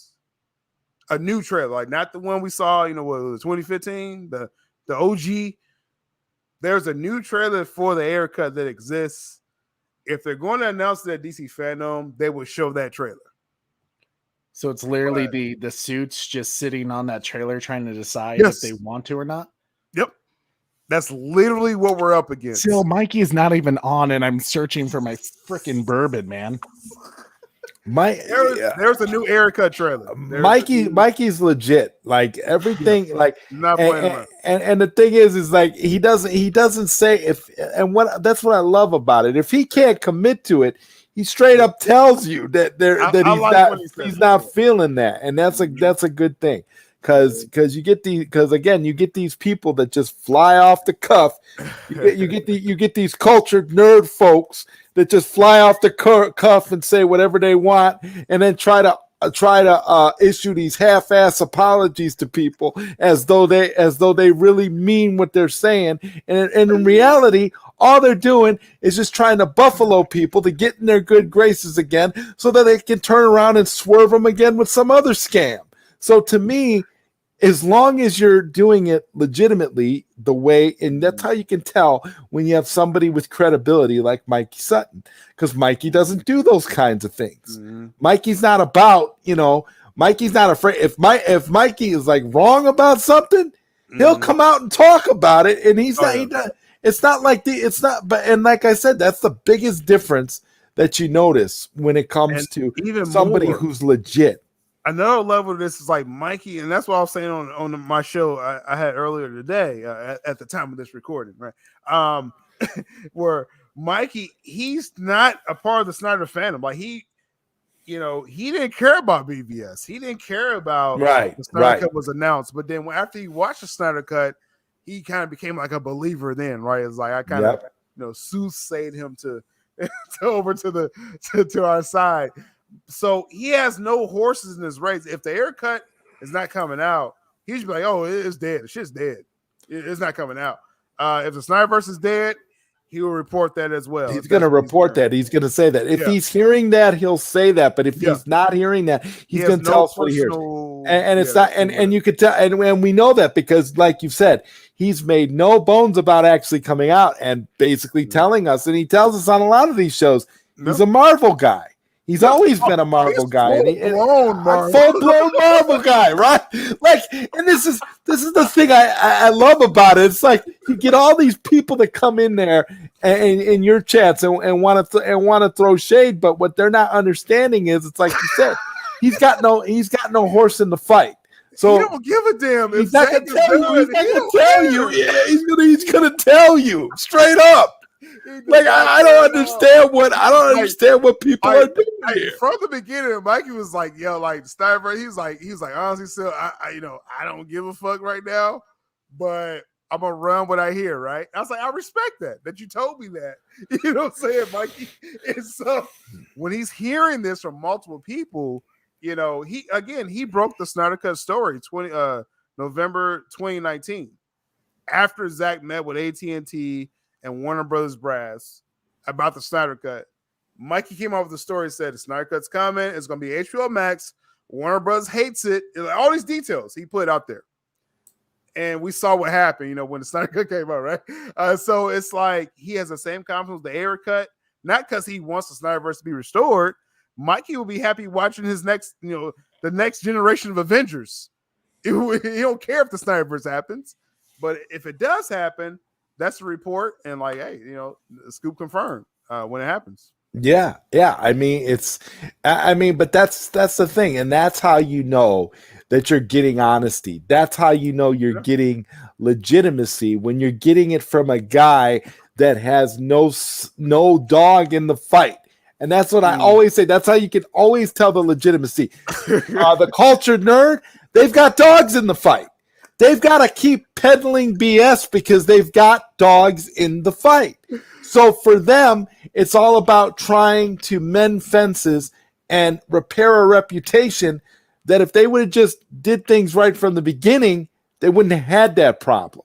But again, when you're dealing with apples and oranges, as far as a guy that's been in the industry for a lengthy period of time, who knows this stuff, and again, doesn't really care one way or the other about DC. So that's how you know you're going to get the legitimacy. Whereas you have, you know, where again, like you have the other side that really is just trying to peddle whatever they can peddle and pander. And it's like you, and that's why you guys have bourbon streams, because you essentially will say, hey, look, I got some bourbon for you guys. And what I love, and another thing I really love about what you and Mikey do is Mikey doesn't tell you. He knows your audience, Sil. He knows what your people want to hear. And he's not afraid to come out and tell you, well, I'm not hearing that. I'm hearing this. And unfortunately, you know, Hamada Burgers, A, B, C, D, Toby Emmerich, E, F, G, and Sarnoff, the rest of the alphabet, it sucks. So that's the reality. That was Mikey. So my shows, like, as my channel was growing, it was off of bad stories about the Snyder. Hamada hates the Snyder Cut. They want to kill Batfleck in the Flash. Like, this is like my viewers. I'm in a Trey. I had you on a few streams when we talked about that, and Zod was there, you know, as well too. Tears, man. And it's like, it's sad. I'm like, yo, this is what Mikey's hearing. I was like, I'm sorry. Like, we may have to, you know, I don't know, go watch some Amazon Prime or something, because, like, dude, the DC's dead, right? And then when something changed, when we start hearing more about Batfleck, Ben Affleck changed something in the script. Okay, maybe he won't die in the Flash now. Okay. Cavill's doing more negotiations. Maybe he will show up in Black Adam and the Flash. Then it's like things start opening back up. You know, so if it was just me, you know, on there, I would try to slant it as positive as possible. Like, no bourbon. But when Mikey's like, I think someone asked, they super chat this. Right. They super chat this. It was probably like $20 or something like that. And it was like, Mikey, tell me that they're going to restore the Snyderverse at DC Fandom. And Mikey said, pull out your bourbon. Because he knows they're not doing, because he knows they're not doing that shit. He already knows. Like, he's not gonna lie, right? Yeah. But remember when the cultured nerd confirmed that the same visual effects studio that's working on the effects for the Snyder Cut is working on Ayer Cut. Ayer Cut is eminent. Ayer Cut is gonna likely get released prior to the Snyder Cut. They were putting out all types of crap. Well, yeah, they actually said that. Oh, man! Apparently, what I learned, Zai, and, you know, mingling with people and networking is like, it's all about the sources, right? which they don't have. they didn't have a good source, and I'll just say I kind of confirmed that. All right, they didn't have a good source, but the point is like if it's good news, that's that. But we're not here just to tell you what you want to hear. If they, and I want to remind people too, if they're still holding on to hope DC fandom, hey, we're gonna bring Zack Snyder and he's gonna restore the Snyderverse. I'm not expecting that at all, DC fandom. So doesn't mean hey, you don't have to watch it or whatever. If you want to watch it, I'll still watch it, but don't expect that. Say they're gonna announce Zack Snyder, Justice League 2 and 3. No. So if you don't mind if I ask, with obviously we know the regime right now is very, as Zach has said, anti-Snyder. And yet we are seeing some things with like obviously Batfleck coming back in the Flash. But some of the things are kind of interesting is like the whole Batgirl series with having J.K. Simmons come back as Commissioner Gordon. If they're really trying to, I know part of it is Matt Reeves doesn't want to really expand his universe to connect to other things, but like why not just create a Batgirl that has nothing to connect to the Snyderverse? Well, yeah, that's a signal. I mean, that really was a leak, right? Hollywood Reporter, Boris Kitt. I mean, he's a well-known reporter. I'm surprised he like leaked that out because Warner Bros. Probably didn't want that out. J.K. Simmons, but that connects it to the Batfleck world. So, because that was the question we heard about Batgirl, we said, okay, well, who's a Gordon, right? Who's a daddy? Yeah. My friends at Illuminati, shout out to them. They're another, scooper site and entertainment site. They're cool folks. They get stuff right. And they were saying that they were supposed to be cast, searching for a new Gordon for the Batgirl. And then Boris Kitt comes out with this story, Hollywood Reporter. Well, no, they're bringing J.K. Simmons. That changes the whole conversation right there, right? Yeah. You know what I'm saying? So you almost automatically think like, okay, well, this is Batfleck's Gordon. What are we doing here? Well, that and the fact that you already have this guy cast and he's perfect for James Gordon. So I mean, why would you go to all the trouble of trying to find another actor if you could just use a guy who's already in house? That's what I mean. It's kind of just, and that's what shows me. Like sometimes people put out stories like, the more you like hear about different sources, like that was a smoke screen. That first report, and it's no shot at, again. I have friends over there, Illuminati. They were told new Gordon. He's being cast. There's new shit going on right here. And then this more official report comes in. And he's like, oh, like maybe they still are trying to connect this. So like I said, we'll see. It's still a wait and see. Like they better clarify this at DC fandom, this Batgirl thing, because that's going to be a lingering question with that. Yeah. Interesting. Mm-hmm. Yeah, it's all about confirmation now. Like Val Zod, Michael B. Jordan, I'm expecting that. The Journey Smollett, Black Canary, I'm expecting to hear more about that as well. So yeah, we'll see, man. They still need some heavy hitters though. I don't know. They haven't even announced a official schedule yet of like times of like this is a secret panel. The secret panel. Right. Like last year again was like so hyped. Zod, you remember that? Like we had the schedules, failed secret panels. Oh. How many secret panels did they cancel last year? Though I mean, this is ridiculous. They had all these secret movie 1, secret movie 7. Like right, okay. I remember when right around the time they announced DC Fandom, when they were planning it, Zod, in the panel. That's when Keelar kind of came in and pretty much fired everyone that greenlit the Snyder Cut and brought in Aaron Sornoff. This is all around the same time, August 2020. All of a sudden, the secret panels go away. And then we got what we got. So it's like something changed last summer when Keelar fired Robert Greenblatt and Kevin Riley. Robert Greenblatt was basically the old Aaron Sornoff, right? He fired him, brought in Aaron Sornoff. Kevin Riley was the old Casey Bloys, head of HBO Max. Kevin Riley wanted the Snyderverse on HBO Max. He's like, Zach, you Do all your films, spinoffs, series, everything. When he got fired, all of a sudden, no one was talking about it anymore, right? So weird stuff. We'll see what we get this year. DC fan though. Yeah, we're getting a repackaged doggy bag, a leftover doggy bag from last year. Maybe we'll get a few. Maybe, you know what? I'm wondering, are they going to be able to put together a better trailer for the Batman than that fan trailer that got 4 million views? Because that's my question. If a fan trailer can get people so hyped up, are they going to be able to? Are they going to be able to top that? I mean, what are they going to have to show Robert Pattinson doing in this trailer to get people hyped up again? It's going to have to be the same stuff. What was that?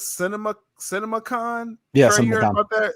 They had this trailer where it was kind of similar, but had new little footage in there. I think it wasn't even so much a trailer; it was more like a kind of like a clip. Really? Yeah, it was like a quick clip, but they also had like Robert Pattinson him talking as Robert Pattinson, kind of saying, "Hey, this is what we're excited for." Kind of like a behind the scenes more clip than an actual. That sounds good. Yeah. That's what we're all looking forward to. The more sparkles, the better. What do you think? What do you think, Johnny? Yeah. More sparkles, the better, right? Oh man, I just hate that this movie exists. I can't say that enough. I wish that this movie just was not made. I mean, oh my God. Well, a lot of that, Zod, right, is that this was supposed to be the Ben Affleck solo film. Right.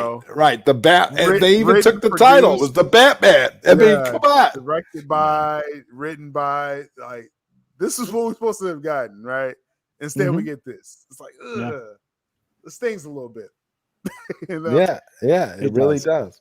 It's hard. I have no doubt that it will be a good film. Just because I think Matt Reeves is a good director, and I have watched a few. I was the same way, Zod, like of thinking Twinkle Bats, hell no, I want Batfleck.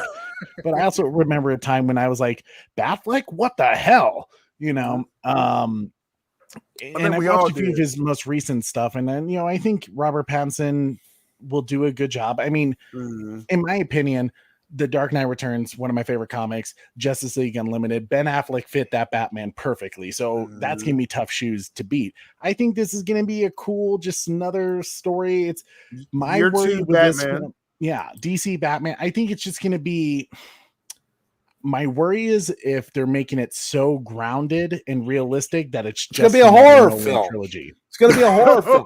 It's going to be a straight up Batman snuff film. That's what it's going to be. My fear is that it's going to be too close to the Nolan, Christian Bale Batman Begins. That's my total fear of this film.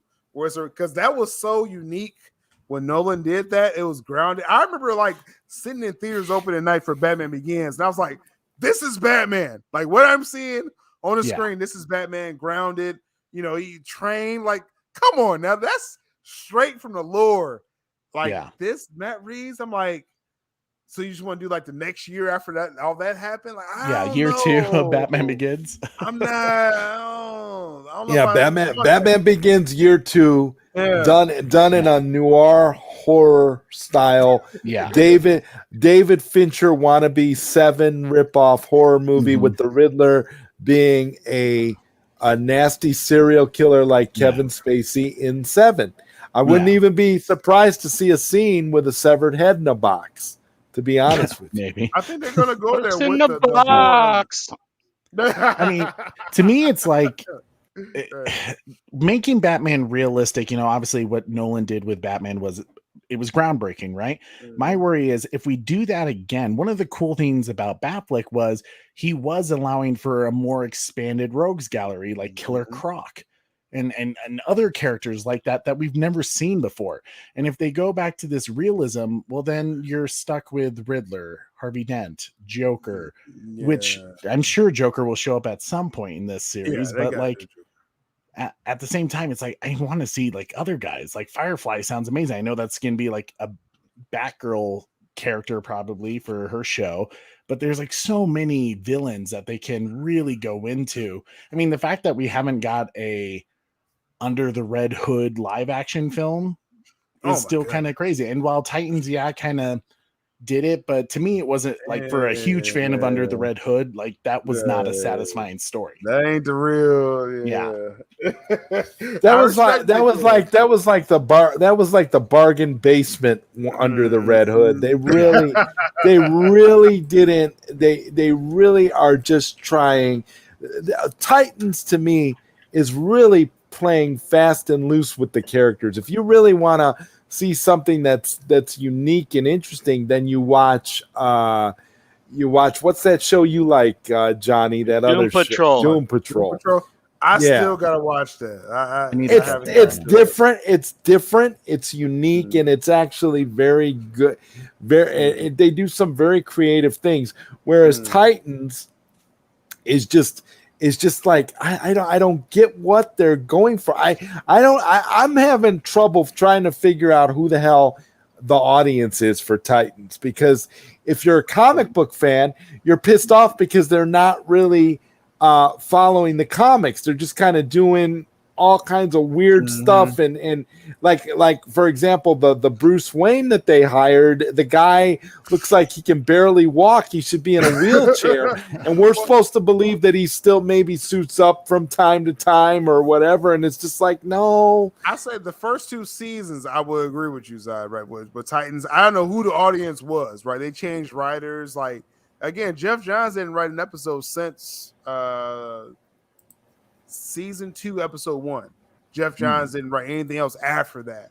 So the narrative changed on the show again.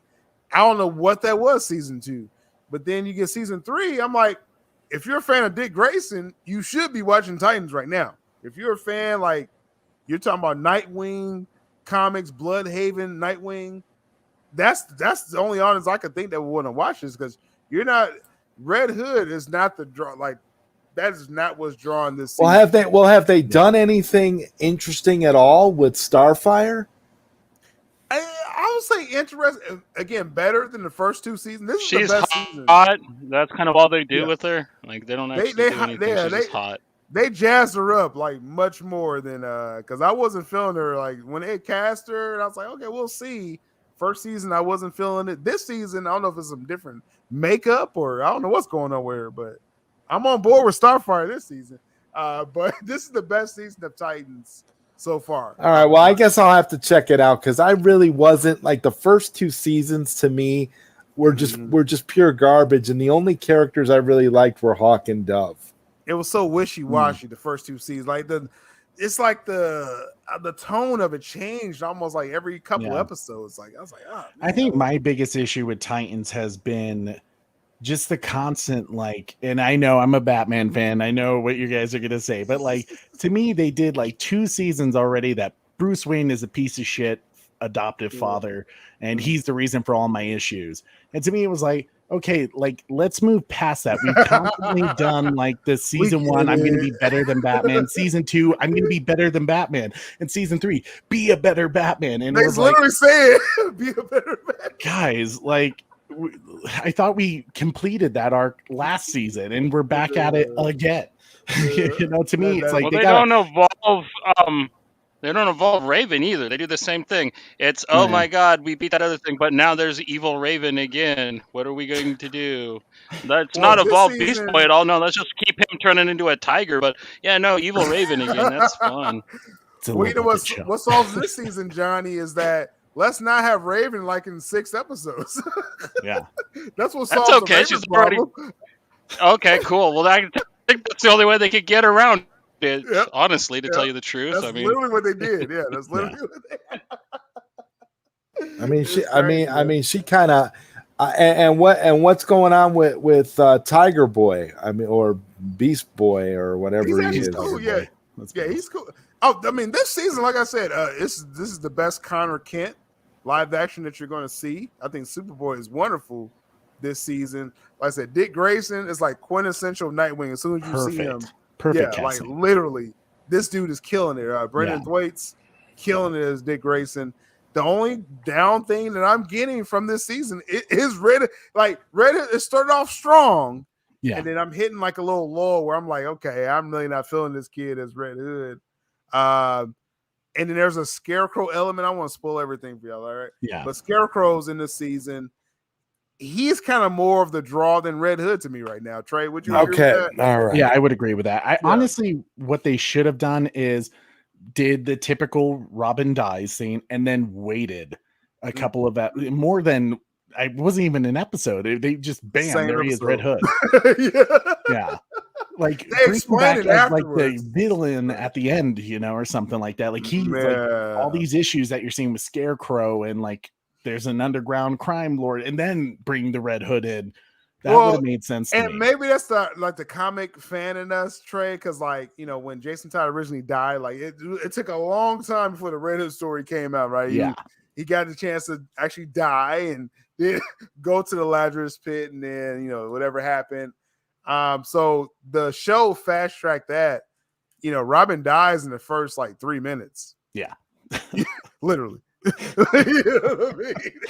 So it's like, that's a fast track right there. So you got how fast this Red Hood story is coming. Yeah. And it's worth a watch though, Zod. It is good. As a DC fan, it's worth a watch. Yeah. I would agree with that. Okay, well, I mean, if you guys say it's worth the watch, I'll have to check it out because, like I said, the first 2 seasons really soured me, and I was just kind of like, I didn't even know if I wanted to even give season 3 a look. But I don't know. I'll have to check it out. I kind of figured that they were going to mess up Red Hood. I kind of thought that was not really an appropriate storyline for them to try to tell, especially because, I felt like they needed to do more with Jason Todd before they jumped to Red Hood. Red Hood is like Titans season 9, if you ask me. Red Hood's a grown man, right? Yeah, right. You don't do Red Hood where he's still like a teenager. I mean, you kind of It's kind of sad that they decided to do that, and then they didn't even do a time jump. And reading my mind over here, they didn't even do a time jump. Yeah, exactly. He dies, and then he's back like that episode. It almost seemed like it was part of his plan to fake a death and be like, I'm a villain now. Right. Plan for him to die. Right, and I would have got away with it too. The Scooby Doo stuff. Like it really, it's almost like, dude. We know it's you. You're not even old enough to fool anybody. It's ridiculous. Wow. There's nothing going on here. And is it true that Tim Drake is being introduced too? He's introduced, I think, in the first episode, isn't he? Yeah, he has a good introduction. Oh my God, really? I don't know how they Trey. Are you caught up in the season, Trey? I'm still on, I think, episode 4. Okay, so okay. I need to. So I'm still waiting. I think it's 6 or 7 right now. I'm still waiting to see how they're going to tie into Drake. It's getting a little convoluted because you got Donna. Spoiler alert: Donna Troy's coming back. If you didn't. Oh, what? I don't know, my God. And then Raven and everybody's So it's like you getting Tim Drake. Like, what's going on? How are you going to integrate him? Yeah, I don't know. We'll see. But he's in it. To answer your question, Zod, Tim Drake is in the show. Wow. Yeah, I thought I saw like a screenshot or something of him, and I was like, wow, they're introducing him too. The kid is good, but I don't know. I agree. What do you want him to do? The actor they picked, right. I mean, are they gonna go as far as to establish the relationship with Spoiler? Are they gonna bring Spoiler into the show, or are they gonna go more of a of the modern route where he's essentially playing for another team? I don't know. Well, I didn't get no vibes of that, John. I know what you're talking about when you say. I didn't get no vibes of that, but. It was a little fast for the Tim Drake because you just killed Jason Todd, and I think Trey probably the very next scene you saw Tim Drake. Yeah, I was like, God damn! I was like, can we get the Red Hood story before Tim Drake comes in? Like, God, right. I mean, I want to at least see that develop, and that's why I say for me, it's like Under the Red Hood would be like a Titan season 9 story, because you want a fully grown Jason Todd. You want to be able to establish that there's been some time that's passed since he was a little boy, since he was the other Robin, and again. It just, so to go from a couple seasons of seeing him as Robin to just all of a sudden out of nowhere he's a villain, it's very disconcerting as a fan of that material. Yeah. I don't know. I also wasn't happy the way they kind of portrayed Bruce Wayne's next moments after that death. I don't want to spoil it for you, because to me it was a bit of a shock factor of how they handled that situation with Bruce finding out about the death and stuff like that. Oh, boy. Me, it wasn't. It's not comic book accurate, right? So like, I'll say this. Like, first off, because Trey is like a super Batman fan, right? So like, if you're a hardcore Batman Bruce Wayne, you probably won't like this season, right? Yeah. But then if you're hardcore Red Hood, you probably won't like, once you find out like how he's kind of doing this, how he comes back is cool. But it's fine, I should say, according to what we know in the comics. Mm-hmm. But once he's Red Hood, like, that's like, Trey, that's not my Red Hood. Right? He's not quite. Like, and it's disappointing because, like, the suit is pretty good. He looks awesome. It's not like perfect, but it's like you still can be like, that's fucking good. Like, I could watch the animated film right now, Under the Red Hood. That's my Red Hood. Oh yeah, that movie, Jensen Ackles. That movie was the definition of what you should expect from something that not only is trying to be comic book accurate, but something that's also carving its own niche as far as an animated film. Whereas with Titans, again, when you rush the story, you're not really doing a certain. And this is what makes me wonder: do they really have a plan for Titans either, or are they just throwing anything at the like the rest of DC, where it's just a disorientated mess and they're just throwing anything at the wall, and that's why you're getting Red Hood so soon, because they don't have any clue if there's going to be another season. They don't know what they're going to do, so they're just like, we'll just do this, and this, and it doesn't make sense. We make Bruce Wayne a complete loser. We might as well have cast Tommy Wiseau as Bruce Wayne Batman, because he would have been better than this guy. I don't know, but I'm just. That's a fair question. Here's a question for you, Sil. So I know I'm totally spacing the guy who is writing is trying to do the Nightwing film. I think technically for HBO Max.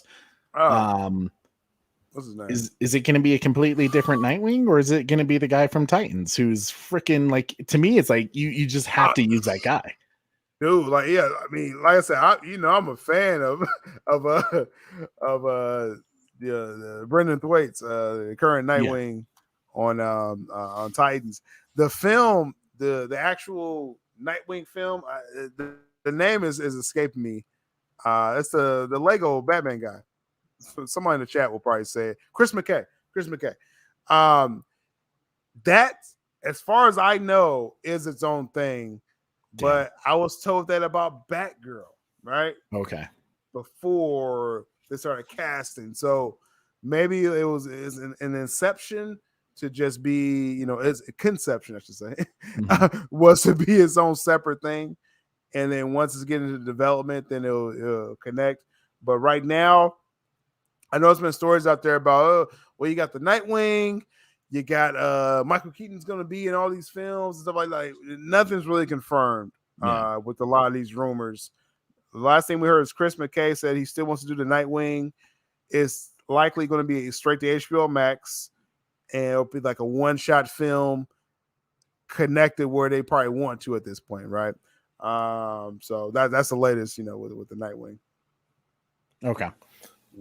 Interesting. Yeah, I'm with you. They kind of got to use the Titans guy because it's just good casting. He's awesome. And I mean, also, you thought like Chris O'Donnell was our only Robin for the longest time, and now it's right, like, that guy is this dude right, and this guy like straight up looks like Dick Grayson, like right out of the comics. Yeah. Well, that's why you had so much fan art of people putting him and Ben Affleck together. Yeah, because it was. He thought he was going to work with Ben Affleck. Y'all heard about that story? I was just going to ask that. Like, was he going to be at one point before Batfleck dropped out? Like, was he going to be Batfleck? It was more. Well, no, it was more of like when he auditioned. They was like not telling them all. You know, I guess as actors, you don't get the whole story, and then he assumed that they were doing the Batfleck solo, and you're gonna have your Robin, your grown up, Dick Grayson. Yeah. So he said when he was doing his, when he went in there, his audition, he was envisioning that he was going to be, opposite of Ben Affleck. So that's the way he played it. He got the role, and they say, "Well, no, it's a TV show. Titan is a separate show." Titan. He's like, "Oh man, like, yeah, I thought I was gonna be like Ben Affleck's Dick Grayson, right?" Like, so he went in there with that mindset, like, I'm about to like kill this, like, because I'm gonna be with Ben Affleck. Damn, so that would be perfect. Yeah. Dude is perfect as Dick Grayson. Like, I don't rave about a lot of people, but this guy, like, I rave about him. It's various reasons, but like, he's awesome. I read about Javisha Leslie as Batwoman for several other issues. It's not even about the show. And then the point is, I have reasons. Fair enough. Fair enough, Sil. I mean, hey. That's my point. I have reasons, but him is strictly the show. Brendan Thwaites is awesome. I don't even see another. It's quintessential Dick Grayson. And even the guys playing Connor Kent, Superboy, if they do a Superboy like separate project, use that guy. He's awesome. Yeah. It's a lot of pieces in there they can use if they do it right. That's true, Reese. Yeah. Well, that's I mean, what can you say? I mean, she definitely looks the part. I mean, she liked one of my tweets like in the past year. Right, so we're moving up. Right, we gotta get a couple more likes. Well, hey. That's goals out here. I mean, hey, onward and upward, man. The goals are where you make small goals and you just work your way up to the top of the ladder. It's beautiful. Right. One heart. Yeah. 1 heart later. Yeah, you still here. One heart later. We got you. We're waiting for you. I mean, come on. We gotta get it. You gotta get her on the show with you and Mikey. Now that would be a good show. That'd be a good one. It would be nuts, right? Once we start actually reaching out to people and doing some interviews, because like we gotta lay in the groundwork right now.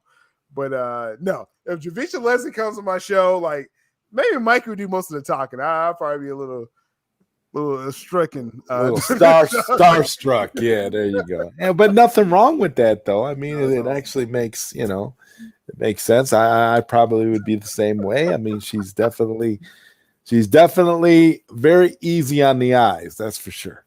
Now she's an awesome person. Like, she's actually like real, like because it's almost like she's so self-aware that she knows she's on a CW show, right? So that's a good thing. Let's pimp this shit, right? Like as much as I can. Like I respect that. I respect that about her. Do it. Yeah, and Reese points out that Sil and Jivika are basically a couple now. So there you go. Pretty much, like I said. When that interview happens, I believe it's going to happen one day. That interview, it's going to be fireworks. I tell you that when that happens. Oh yeah, and you're definitely gonna have a lot more views than a boy band that we know.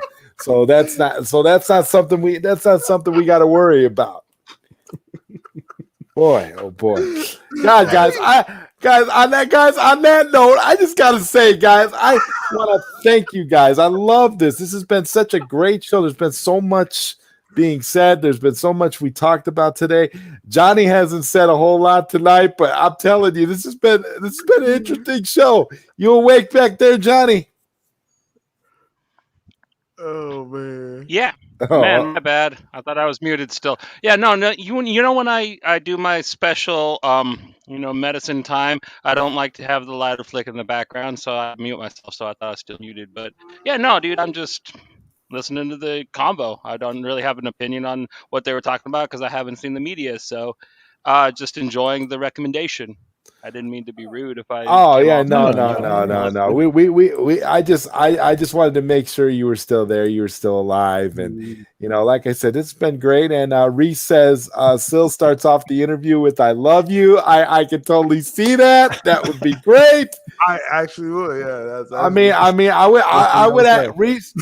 I would actually be surprised if Sil started off the interview any other way. For real. Yeah. That's how it's gonna go down. Yeah. I mean, come on. We got to be real here. The heart first. Exactly. I mean, Sil wants to ensure that he's going to get a few more likes in the future, a few more hearts, and so you can really set the tone by saying "I love you" right away. You could really make things go very, very positively just by starting off with "I love you." So it'll be a lot of prep, before the interview, right? I want to make sure I prep a little bit, but with her, and then yes, that's how the interview would start, though. Yeah, and Koopy Malik says I'm always late for Sil's streams. But you're even if you're late, it's just that you're there. Then that's a good thing, man. Just that you come to the show. It's always important, and I love it. Like I said, I always love catching Sil's streams whenever I can because Sil is really on point, man. His streams are always good, and same with Trey and Bat Channel. You guys do a lot of great content as well.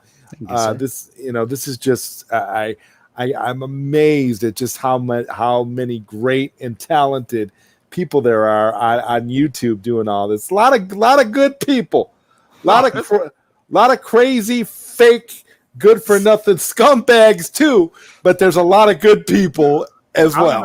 Cool people. I look back this past years. I met a lot of cool people doing content, and I try to have y'all pop up. Trey and I try to have y'all pop up on my channel whenever possible.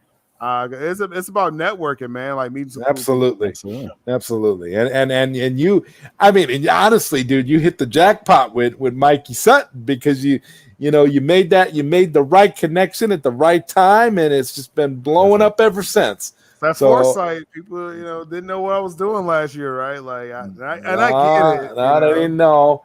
They didn't know, they cultured nerd wanted to vilify you, but we moved past that. We moved past that. That's a real person? I thought that was just a term you were using for a certain type of YouTuber. That's a real guy, cultured nerd. No, that's a fake news organization. They're a bunch of fakers. I have no comment right now. I know. They're a bunch of fake, fraudulent lunatics who think that they have the scoop game cornered. It's ridiculous. They're just as bad. They're just as bad as you came up with. No. They're just as bad as that rag online. What do they call that? Scum rant, screen rant. They're just as bad as them. So I listen. I gotta be honest. I gotta tell it like it is. But to answer Reese, I'm not boxing anybody. I don't. With my content, it's like I'd buy the. With my content, me and Mikey, we always talked about as long as you're doing what you're doing, it's gonna draw people's attention if you're right. If stories start hitting, people gonna find a reason to have a problem with you, right? And so I come to expect people to try to take shots, but I tell them look at the track record, right? We got receipts all on my channel, so yeah. Well, I'm just sitting there, observing the Cultured Nerd Apology tour, and that's basically the, this is all setting up. Trouble? They're basically trying to set up a comeback for their boy, which I don't think is gonna pan out. That's not gonna land too well. No, I don't think it's gonna land too well. I think it's too soon. I think that dude needs to. I think that dude needs to take. Yeah, that dude needs to take. That dude needs to take like a year or 3 off, and maybe like just kind of regroup and reevaluate. Oh, they reached out to me too, Zod, right? Coach and Nerd. And like I said, just hey, I don't know how that's going to land on the masses overall after what transpired this past year. So it is what it is. I accept it.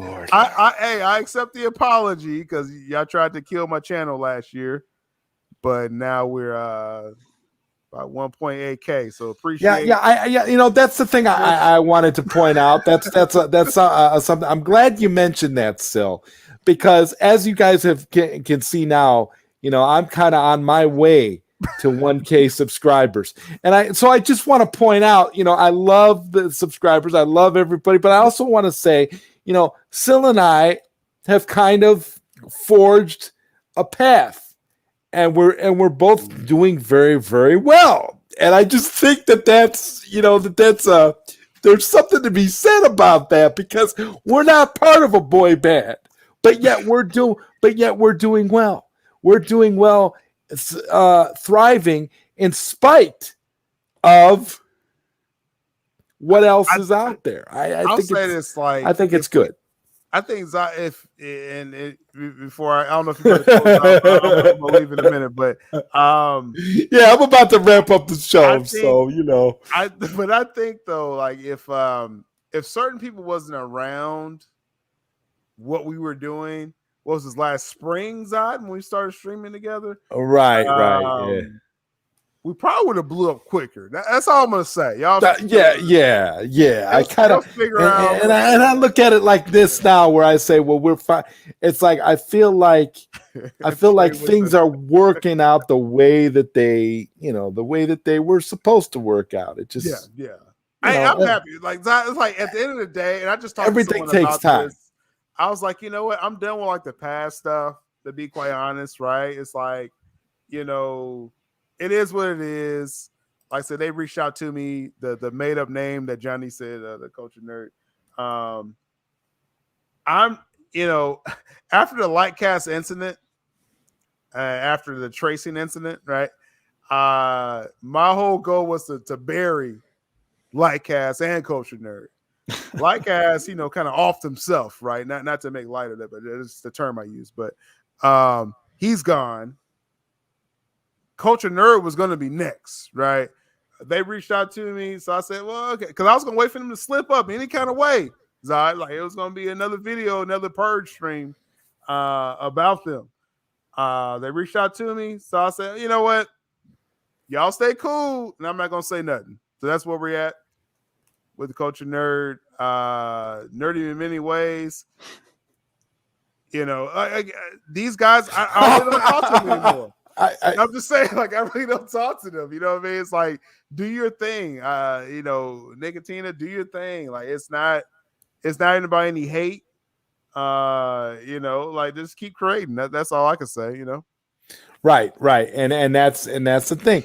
There's YouTube is big enough for everybody to peacefully coexist. So to me, I don't feel like it should be about trying to take somebody else down, but I just don't appreciate people out there taking shots. Yeah. When they really got nothing to back it up with. And that's what my problem is. It's like, don't take shots when you're not really. You haven't moved the chains. You haven't. Yeah. You haven't taking really, shots simply for the views. You're right. You're taking. Well, they're taking shots, but they haven't really done anything to move the needle. I mean, what have they done in the last God knows how many months to be taking shots? Sil's channel blew up.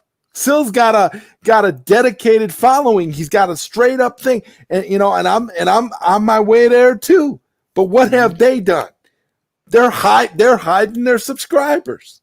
It's wild. Why would you do that, though? Too. I mean, Like, Yeah. aren't you proud? I mean, like, I'm only at 800 and something too, but every single new one, That's like, dope. I'm like happy. And then when I lose one, Yeah. it hurts. I'm like, what? Why? You Yeah. didn't even leave a comment saying why you left. You know what I That's mean? like But a badge. it is like what your it is, and sub I don't get count. the hiding it.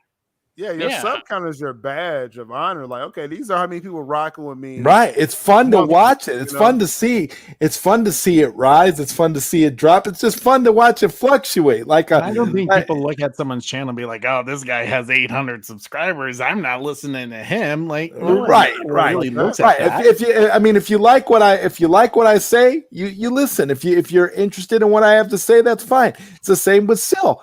Nobody's forcing you to watch, or any content creator. Nobody's forcing you to listen to anything that you don't want to listen to. So there's really no reason to take shots at somebody else or be jealous because somebody else is succeeding while you're stalled and you suck. That's not our fault. Just some advice. If people do take shots at someone, like, just, don't make it so easy. Like, come on now. It's like, don't come on someone's channel and they're like doubling your productivity. That's a little weird. Cause that's an easy dig. I can say, like, bro, I don't want to be that guy. Well, you could be like that guy. You could be like that guy I talked about. You could be like that guy I talked about a couple weeks ago. That Andy guy who was buying YouTube subscribers. You could be like that guy, but let's not be like that guy. Or, still with his bots, apparently. I got my bots, right? My dedicated bots. Like, so I must have like a monthly payment, for the people that show up every because and it's a community. And Trey, Zai, you've been there, and it's like a Gigosity community, bro. And it's like, Sil, I was there when Rhea helped you set up the bots. Bro. I know exactly what went on there. I know exactly how that works. The reality is there. It's like if anybody wants to come out and talk any kind of crap about that, I was a witness. I saw what happened. And your community is 1,000% legitimate. So I don't understand what people. It's real people that we. It's just like straight up real people that actually care and actually want to be there. There's no fake people in the chat. Like, that's the cool thing. Like, that's the pleasure I got from my channel growing, is that you are connecting with these people. And Trey, you experienced this with your channel growing. Zai, like, you're about to, you're gonna be hitting 1K. Probably by DC fandom, bro, at this point. And so it's like, you connecting with these people.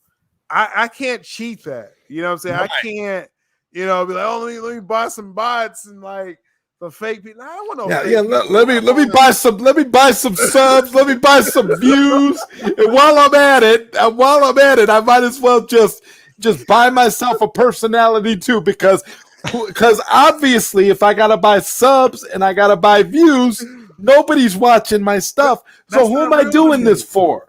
It's like, that's your audience. When I started Coffee Talk, it was Coffee Talk 0, right? I always tell this story, but before I leave, I'll say this. But it's like, I woke up one day, like, my channel had 25 subscribers. I woke up and I said, I'm gonna do a video. I got my cup of coffee talk.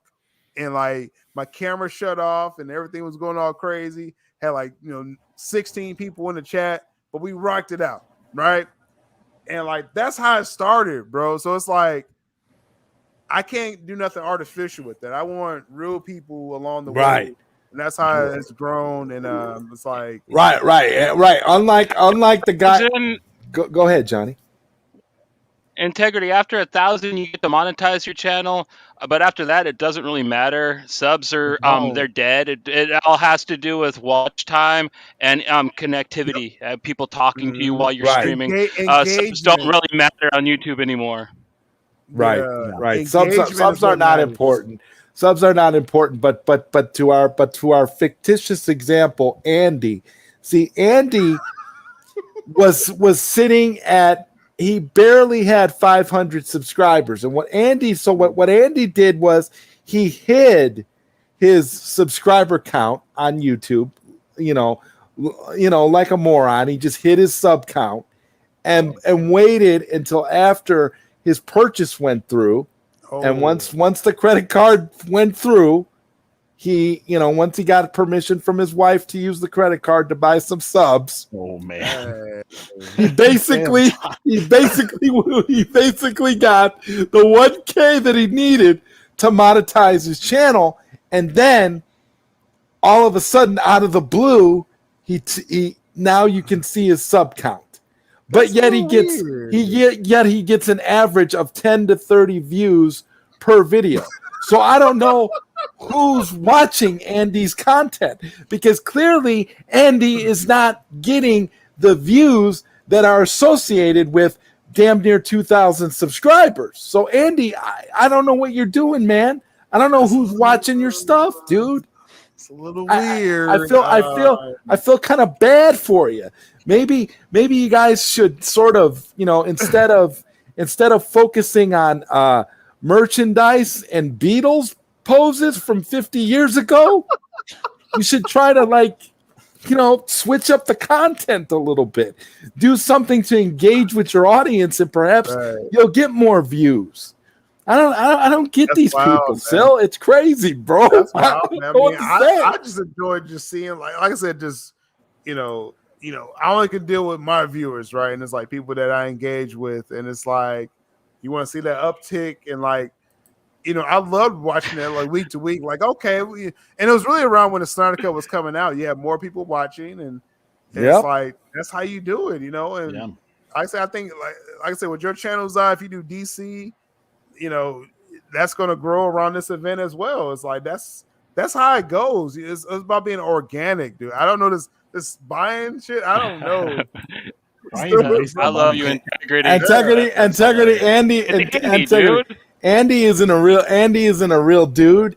Andy's a fictitious dude that I created to vent my frustration over certain YouTubers who like to purchase YouTube subscribers. It's kind of obvious that like if you do, I'm just saying hypothetically, if someone does buy subs, but like your viewership isn't growing with like the bots you purchase, like it's unless you're buying subs and views, then it's like, dude, like that's like a cable bill at that point. Right. Number one, who are you paying? And how the hell are you doing this anyway? And why would you do that? Because if you're doing that, then you're not really, like you said, you're not really growing.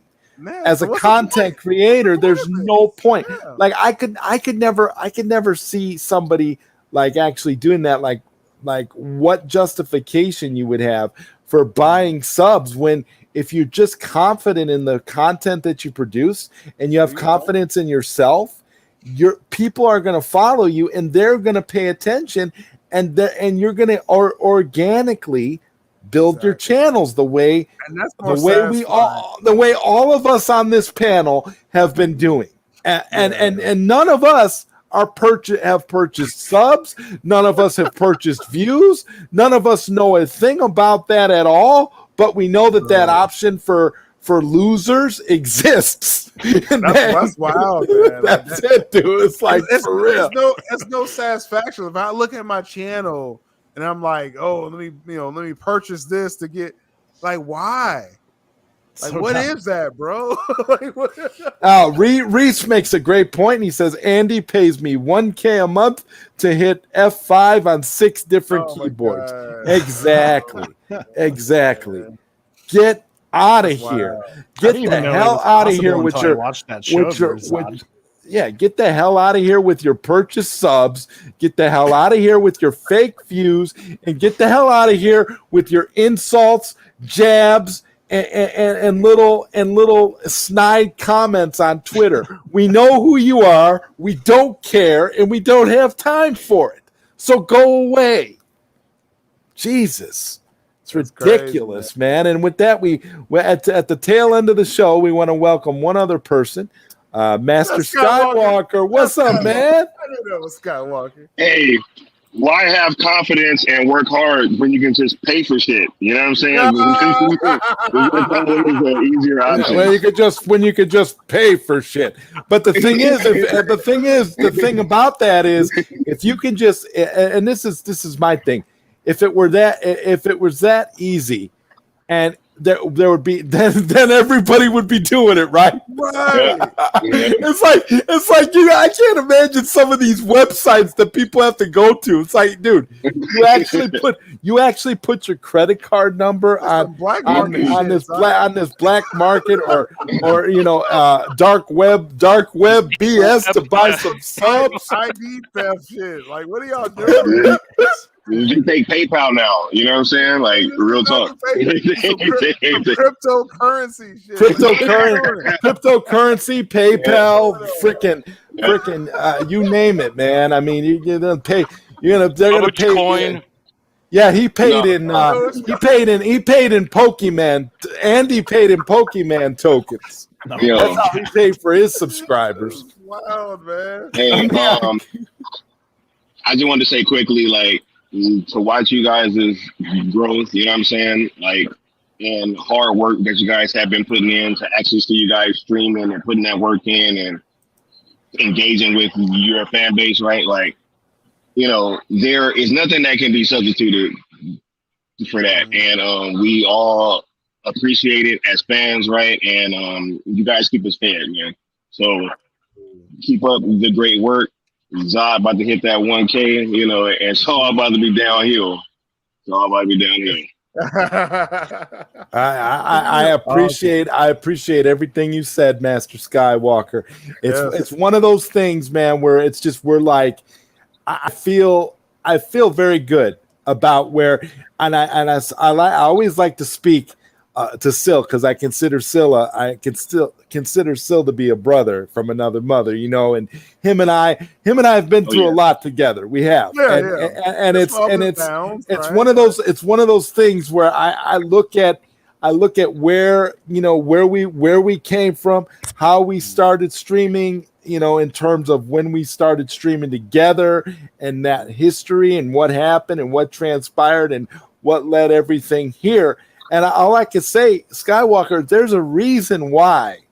Okay, you'll always see, Sil and I streaming together. There's a reason why you're gonna continue to see content like this, because it's like I said earlier, I posted. We all know, who our friends are, and we know who the fake people are, and when you can see who the fake people are, who the perpetrator and the pretenders are, when you can see all that, like my fictional YouTuber Andy, when you know how those people are, and you know what they're about, posing, doing Beatle poses like they're doing album covers on their thumbnails. Who the fuck are these Beatles? You understand that it's all, you understand that it's legit stuff. So, and the same with Johnny and Trey, like Johnny and I have been streaming together forever, like all the way back to my PSN radio days. Johnny and I, we're going over 10 years now, right, Johnny? Like, over a decade, something like that, yeah, something like a decade or something. I was 28 when I started working with you guys, and I just turned 40. So yeah. Oh, it's a long time, and like I said, Bat Channel, Trey, got the content those guys put out. It's so positive. Trey is just listen. I go to Trey when I just want to watch just some good-hearted, positive content.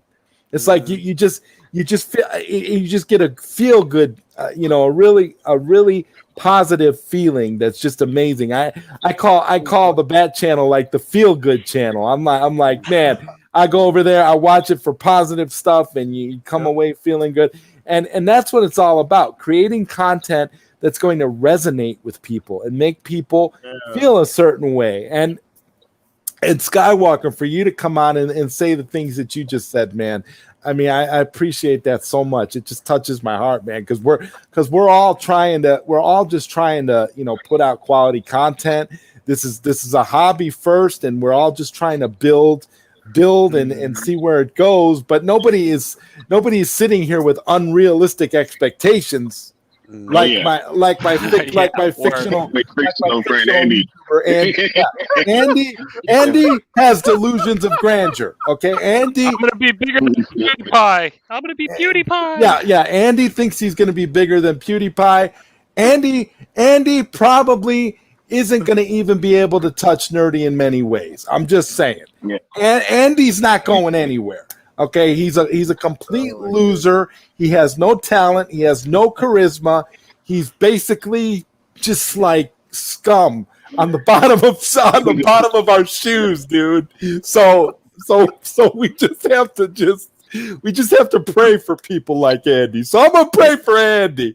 Dear God, please protect Andy and make sure that he is okay and that he stops buying subs. For Christ's sake, Andy. What's next, man? What's next, man? Buying Twitter followers too? You might as well at this point, right? Like, wow, you got the cash flow. Why not? You got the credit card out. Yeah, I know all that. You know that Home Depot money, right? Oh man, that's wild. But hey, like I said, everybody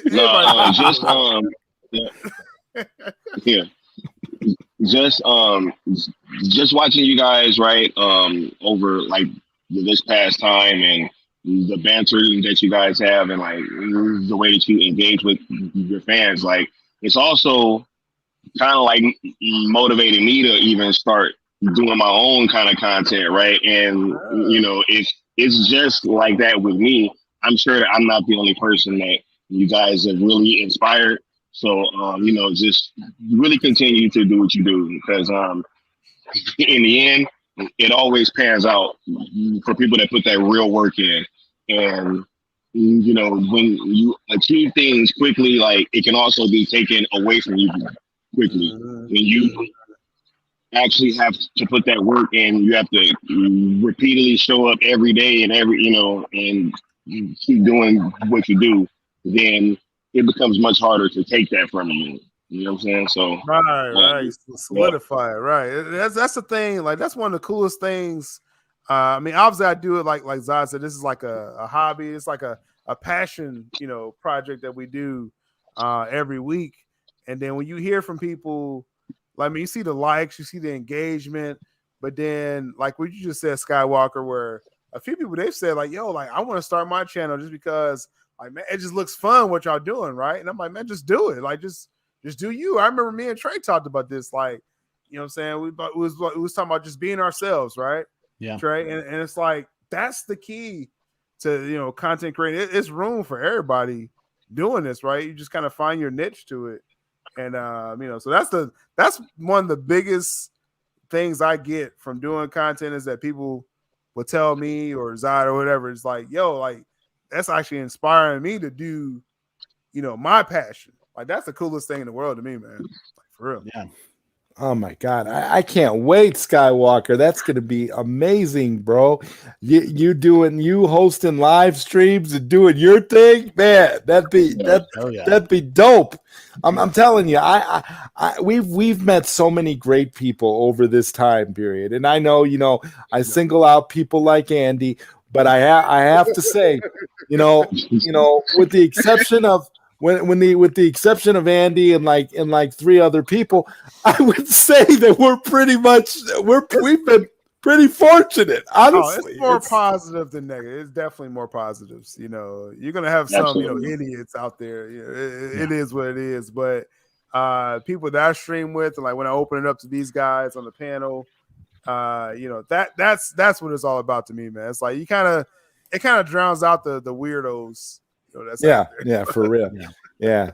Because let's face it, we can't all be the Beatles, right? I mean, we all gotta just forge our own path. And I mean, and so on that note, guys, I want to thank everybody for being here. I know, Sil, you were saying you had to go, so I'm gonna use this opportunity right now kind of wrap this up. I love this stream. It's been fantastic. Skywalker, you are welcome on anytime, man. Anytime you want to jump on when we do a stream like this, you are welcome. Trey, as always, man. Trey, you are wonderful. And Sil, you know how I feel about you, brother. Ain't nothing ever. You don't gotta worry about it, man. It's all good no matter what with you and me, bro. And Johnny the same way, man. This is where we are. You know, you guys been watching the ZodWriter show here on YouTube. If you get a chance, please like and subscribe. I know I don't really like to say those kinds of things, but you know, hey, you gotta say it every video.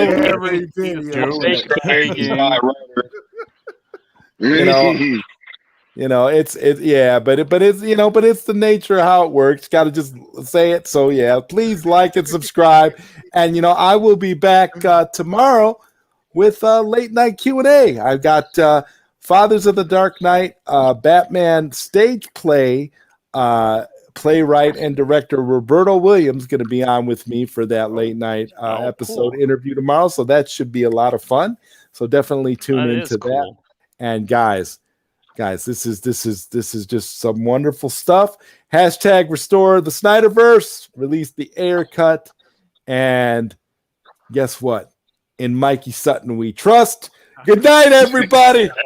Peace.